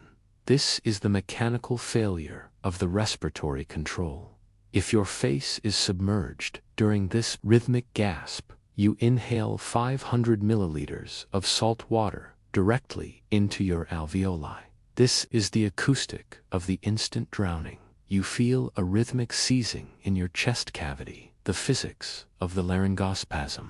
Your modern body, conditioned for 70-degree safety, panics as the cold rhythmically shuts down your gas exchange. The second rhythm is the biology of the swim failure cold incapacitation. You attempt to rhythmically stroke toward a floating mast fragment. This is the mechanical propulsion of the survival drive. However, within 3 minutes, the cold rhythmically clamps the blood flow to your skeletal muscles. This is the chemistry of the neuromuscular blockade. Your fingers lose their grip and your legs become heavy weights. This is the acoustic of the muscular silence. You can see the safety of the wood, but your nerves rhythmically fail to transmit the signal to move. This is the physics of the viscous drag. You are rhythmically sinking into the abyss. The boring necessity of the buoyancy conflict becomes a forensic struggle. You are wearing wadmel wool and leather shoes. In the modern world, we think of wool as insulation. In the water, it is a ballast system. the wool fibers rhythmically absorb the seawater, increasing your weight by 20 kilograms. This is the mechanical anchor of the clothing. Your boots fill with liquid lead. This is the physics of the negative buoyancy. You feel the rhythmic tug of the ocean against your shoulders. This is the acoustic of the gravitational defeat. To survive, you must rhythmically strip your clothing in 2-degree water. This is the mechanical impossibility of the numbed limb. The visual rhythm of the Viking surface debris is tragic. You look around and see shields floating like bobbing discs. This is the physics of the displacement. You see the iron swords sinking with a rhythmic spiral descent. This is the chemistry of the material gravity. You realize that the tools you used to define your life are now weights pulling you toward the seabed. This is the rhythm of the material discard. The ship, once a living organism of oak and tar, is now a cloud of splinters. This is the acoustic of the structural entropy. The boring history of the cold water exhaustion follows the survival weight. If you manage to cling to a floating or core temperature begins its rhythmic decline. This is the physics of the heat transfer. Once your core hits 30 degrees Celsius, hormonal regulation fails. This is the chemistry of the hypothermic collapse. You feel a rhythmic sleepiness, the acoustic of the metabolic surrender. You lose the rhythm of your fear. This is the neurological mercy of the North. You watch the horizon fade into a gray blur. This is the visual rhythm of the end. The acoustic of the ocean grave is a muffled, deep-frequency hum. You hear the rhythm of your own heart slowing to a 1 pulse every 10 seconds thud. This is the acoustic of the bradycardia. You realize that surviving a day as a Viking involves understanding that the sea does not hate you. It is simply thermodynamically superior. Your modern identity, based on safety and rescue, has been swallowed by the relentless, cold rhythm of the Atlantic. By the end of this hour of shipwreck exposure, you are vibrating with molecular finality. Your lungs are icy, and your brain is flickering like a dead candle. You realize that the Viking ship was never a safe haven. It was a fragile membrane separating you from the liquid vacuum of the North. Your modern body has become a sinking artifact. You close your eyes, your nerves pulsing with the rhythm of the thermal cessation, and you understand that the North claims its sailors through the fast, rhythmic cooling of the human soul. To survive a day as a Viking, you must navigate the legal architecture of the North. In the modern world, law is a digital, bureaucratic abstraction of rights. In the 9th century North, justice is a mechanical and acoustic physicality known as the Thing. You are standing at Thingvellir, the assembly plane in Iceland, or a local assembly mound. The sensory transition is one of atmospheric tension and vocal projection. The air is charged, smelling of trampled moss, cold rain, wet wool, and the sour salt scent of aggregated human stress. The first rhythm of the assembly is the physics of the acoustic reflection. At a site like Thingvellir, the Lagberg Law Rock is chosen for its geological sound projection. This is the boring history of the natural amphitheater. As the law speaker Lushugamather recites the oral code, the rock face rhythmically reflects the sound waves to the crowd. This is the mechanical amplification of the statute. You feel the rhythmic vibration of the human voice against your tympanic membrane. This is the acoustic of the communal memory. Your modern brain, used to written contracts, struggles to download the complex legal logic through a single audio stream.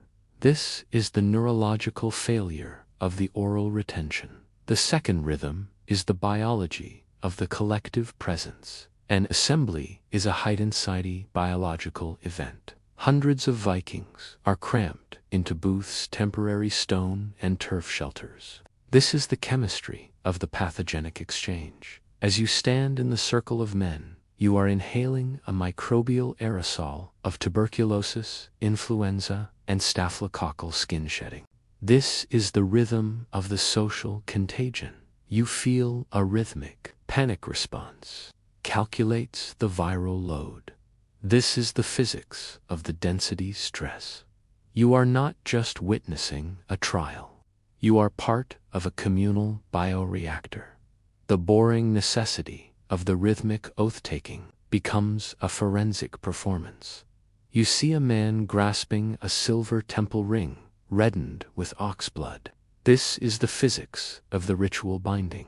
He recites the oath in a rhythmic formulaic cadence. This is the chemistry of the neuro-linguistic programming. The blood on the silver oxidizes, transferring iron ans to his skin. This is the mechanical seal of the contract.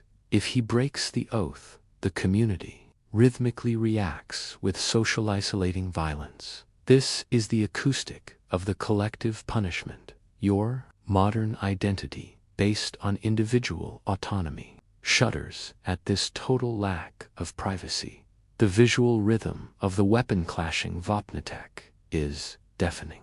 When the assembly agrees with a verdict, the men rhythmically strike their axes against their shields. This is the mechanical vote. You feel the rhythmic shock waves battering your internal organs. This is the physics of the kinetic consensus. The sound pressure level SPL exceeds 110 decibels. This is the acoustic of the permanent hearing loss. Your modern cochlea rhythmically fail to process the acoustic load. This is the biology of the tinnitus. The boring history of the outlawry Skoganger is the final social erasure. If the thing finds you guilty, you are rhythmically stripped of your legal existence. This is the physics of the social death. You are no longer a person. You are a wolf, vargar, to be hunted. This is the acoustic of the exile. Anyone can kill you without penalty. This is the mechanical release of the restraint. You feel the rhythmic spike of cortisol in your adrenal glands. This is the chemistry of the permanent flight response. You realize that surviving a day as a Viking involves maintaining a precise social equilibrium in a world that can delete you with a single shout. The acoustic of the assembly void is a cold, murmuring hum. You hear the rhythm of the wind whipping through the Lorok. This is the acoustic of the fragile peace. You realize that the Viking law is not a system of ethics. It is a mechanical pressure valve designed to prevent the total biological exhaustion of the blood feud. Your body is a legal asset held by the community. Your modern identity, based on human rights, has been crushed by the relentless social rhythm of the thing. By the end of this hour of legal exposure, you are vibrating with neurological fatigue. Your ears are ringing, and your brain is overloaded by the complexity of the oral code. You realize that the Viking North is not just violent, it is hyperstructured by a rhythm of speech and steel. Your modern body has become a voiceless entity in a world of acoustic sovereignty. You step away from the Lorok, your voice twitching with the rhythm of the social erasure, and you understand that the North claims its order through the fast, rhythmic resonance of the word. If the acoustic justice of the assembly fails to dissipate the kinetic tension between families, the Viking world reverts to its primary biological regulator, the blood feud. To survive a day as a Viking, you must understand that your physical life is a collateral asset in a multi-generational mathematical equation. In the modern world, violence is a systemic deviation handled by the state. In the 9th century North, the The feud is a rhythmic biological necessity for the restoration of honor v. Ugor. The sensory transition is one of hyperdrenalized vigilance and predatory tracking. The air around the farmstead hardens, smelling of cold iron oxide, sweating horsehide, and the sharp copper scent of spilled arterial fluid. The first rhythm of the blood feud is the physics of the reciprocal momentum. When a member of your kin group is killed, your family incurs a biological debt. This is the chemistry of the social deficit. To balance the equation, you must remove a biological equivalent from the opposing lineage. This is the mechanical exchange of the life force. You feel the rhythmic pressure in your chest, the acoustic of the duty. Your modern brain triggers a chronic stress response. Your cortisol levels spike and remain elevated for months. This is the biology of the allostatic load. You are living in a permanent state of fight or flight, where every shadow is a potential executioner. The second rhythm is the biology of the Wehrgild calculation. Before the sword strike, there is a financial negotiation. This is the chemistry of the flesh price. Every human body has a specific value based on social rank. A free menkarl is worth 200 silver ounces. A thrall is worth nothing. This is the mechanical valuation of the organism. You see the law speaker rhythmically counting the silver coins. This is the physics of the material substitution. If the silver is accepted, the feud rhythmically pauses. If refused, the chemistry of the violence resumes. Your modern identity, based on the infinite value of human life, collapses under this commoditized mortality. The boring necessity of the kinship mapping becomes a survival geometry. You must rhythmically memorize the faces and genealogies of 7 generations of your enemies. This is the physics of the targeted intelligence. You calculate the rhythm of their movements when they go to the spring or tend the longhouse. This is the mechanical timing of the ambush. You feel the rhythmic shudder in your fingers as you grip the spear shaft. This is the acoustic of the pre-combat tremor. You are no longer an individual. You are a weaponized component of your clan. The visual rhythm of the Nidpol Nifstong is psychologically corrosive. You see a severed horsehead mounted on a hazel pole, directed toward your house. This is the physics of the ritualized insult. The runes carved into the wood are designed to trigger a neurological disgrace response. This is the chemistry of the social shaming. You feel the rhythmic nausea of the public exclusion. In the Viking North, shame is a biological weapon that weakens the will to live. This is the acoustic of the moral attrition. The boring history of the Holmging duel is the final physical resolution. If the feud becomes stagnant, it is moved to a small island or a square cloak. This is the physics of the restricted combat volume. You must rhythmically swap 3 shields as they are shattered by the opponent's axe. This is the mechanical erosion of the defense. You feel the rhythmic impact shock traveling from the shield boss into your radius and ulna. This is the acoustic of the bone strain. If you step off the cloak, you are legally dead.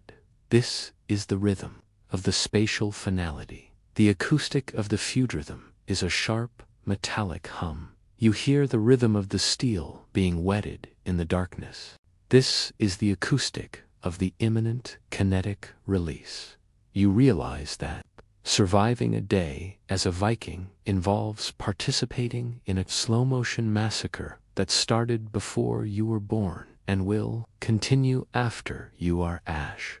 Your body is just a placeholder in a lineage of homicide. Your modern identity, based on civil order, has been shredded by the relentless reciprocal rhythm of the feud. By the end of this hour of conflict exposure, You are vibrating with adrenal fatigue.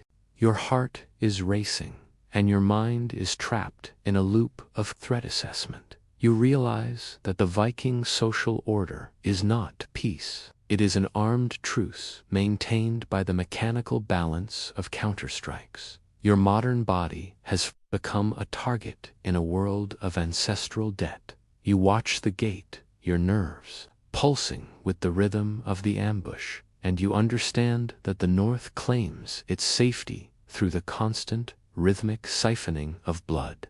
To conclude your day as a Viking, we must move beyond the mechanical labor of the forge and the chemical sting of the wash basin to the final forensic audit of your existence. In the modern world, you are a product of the great softening and environment, defined by caloric surplus, sterile atmospheres, and pharmacological buffers. In the 9th century North, you are a biological anachronism. This final synthesis examines the genetic gap and delivers the ultimate verdict on your survival. The sensory transition is one of systemic failure and evolutionary rejection. The air is thin, smelling of cold iron, ancient dust, and the bittersweet scent of genetic incompatibility. The first rhythm of the synthesis is the physics of the caloric deficit.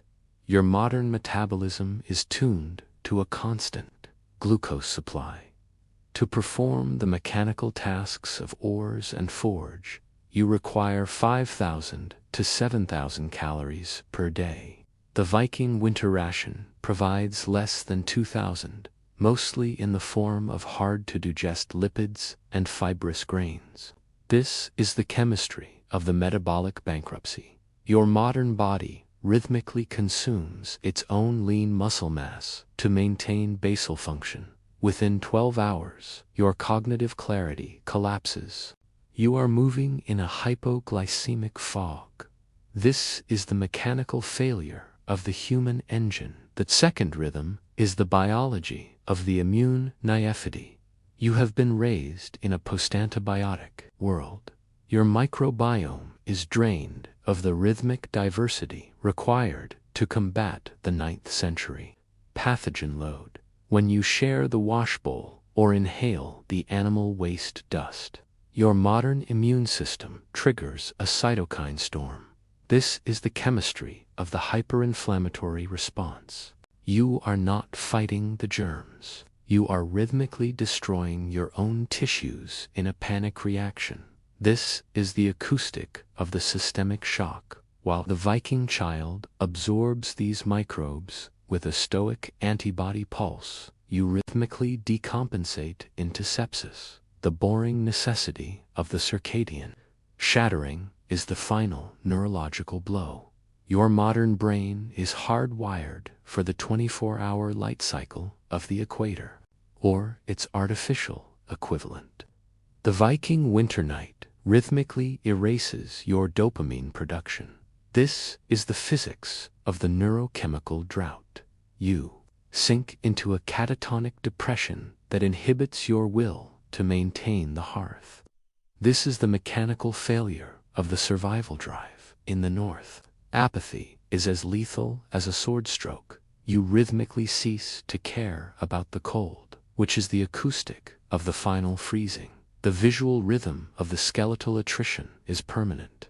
If you were to stay for a year, your bones would rhythmically record your failure. This is the physics of the osteological stress. You would see Harris lines, growth arrest lines, in your femurs and enamel hypoplasia in your teeth. This is the chemistry of the nutritional trauma. Your modern vertebrae, weakened by sedentary life, rhythmically compact under the weight of the turf slabs. This is the acoustic of the spinal deformity. You are becoming a forensic ruin while you are still alive. The boring history of the genetic ghost is your only legacy. Your modern DNA contains the markers of the survivors, the few who endured the toxins, the parasites, and the cold. But those genes are dormant in your soft physiology. This is the rhythm of the evolutionary disconnect. You are a Formula One car dropped into a mud bog. You are mathematically perfect for a world that does not exist in the 9th century. This is the acoustic of the chronological rejection. The acoustic of the final verdict is a cold, absolute silence. You hear the rhythm of the Atlantic hitting the shore. This is the acoustic of the eternal north. You realize that surviving a day as a Viking is an evolutionary impossibility for the modern specimen. Your identity is untied to infrastructure that is 1,100 years in the future. Your body is a biological foreign object in the Viking matrix. By the end of this forensic journey, you are vibrating with existential realization. You are cold, sick, exhausted, and neurologically broken. You understand that the North does not welcome the intruder. It rhythmically deconstructs them until they match the soil. You step back into the modern world, your DNA pulsing with the rhythm of the genetic relief, and you accept the final forensic truth. You are the success of the modern world, which makes you the inevitable failure of the Viking reality.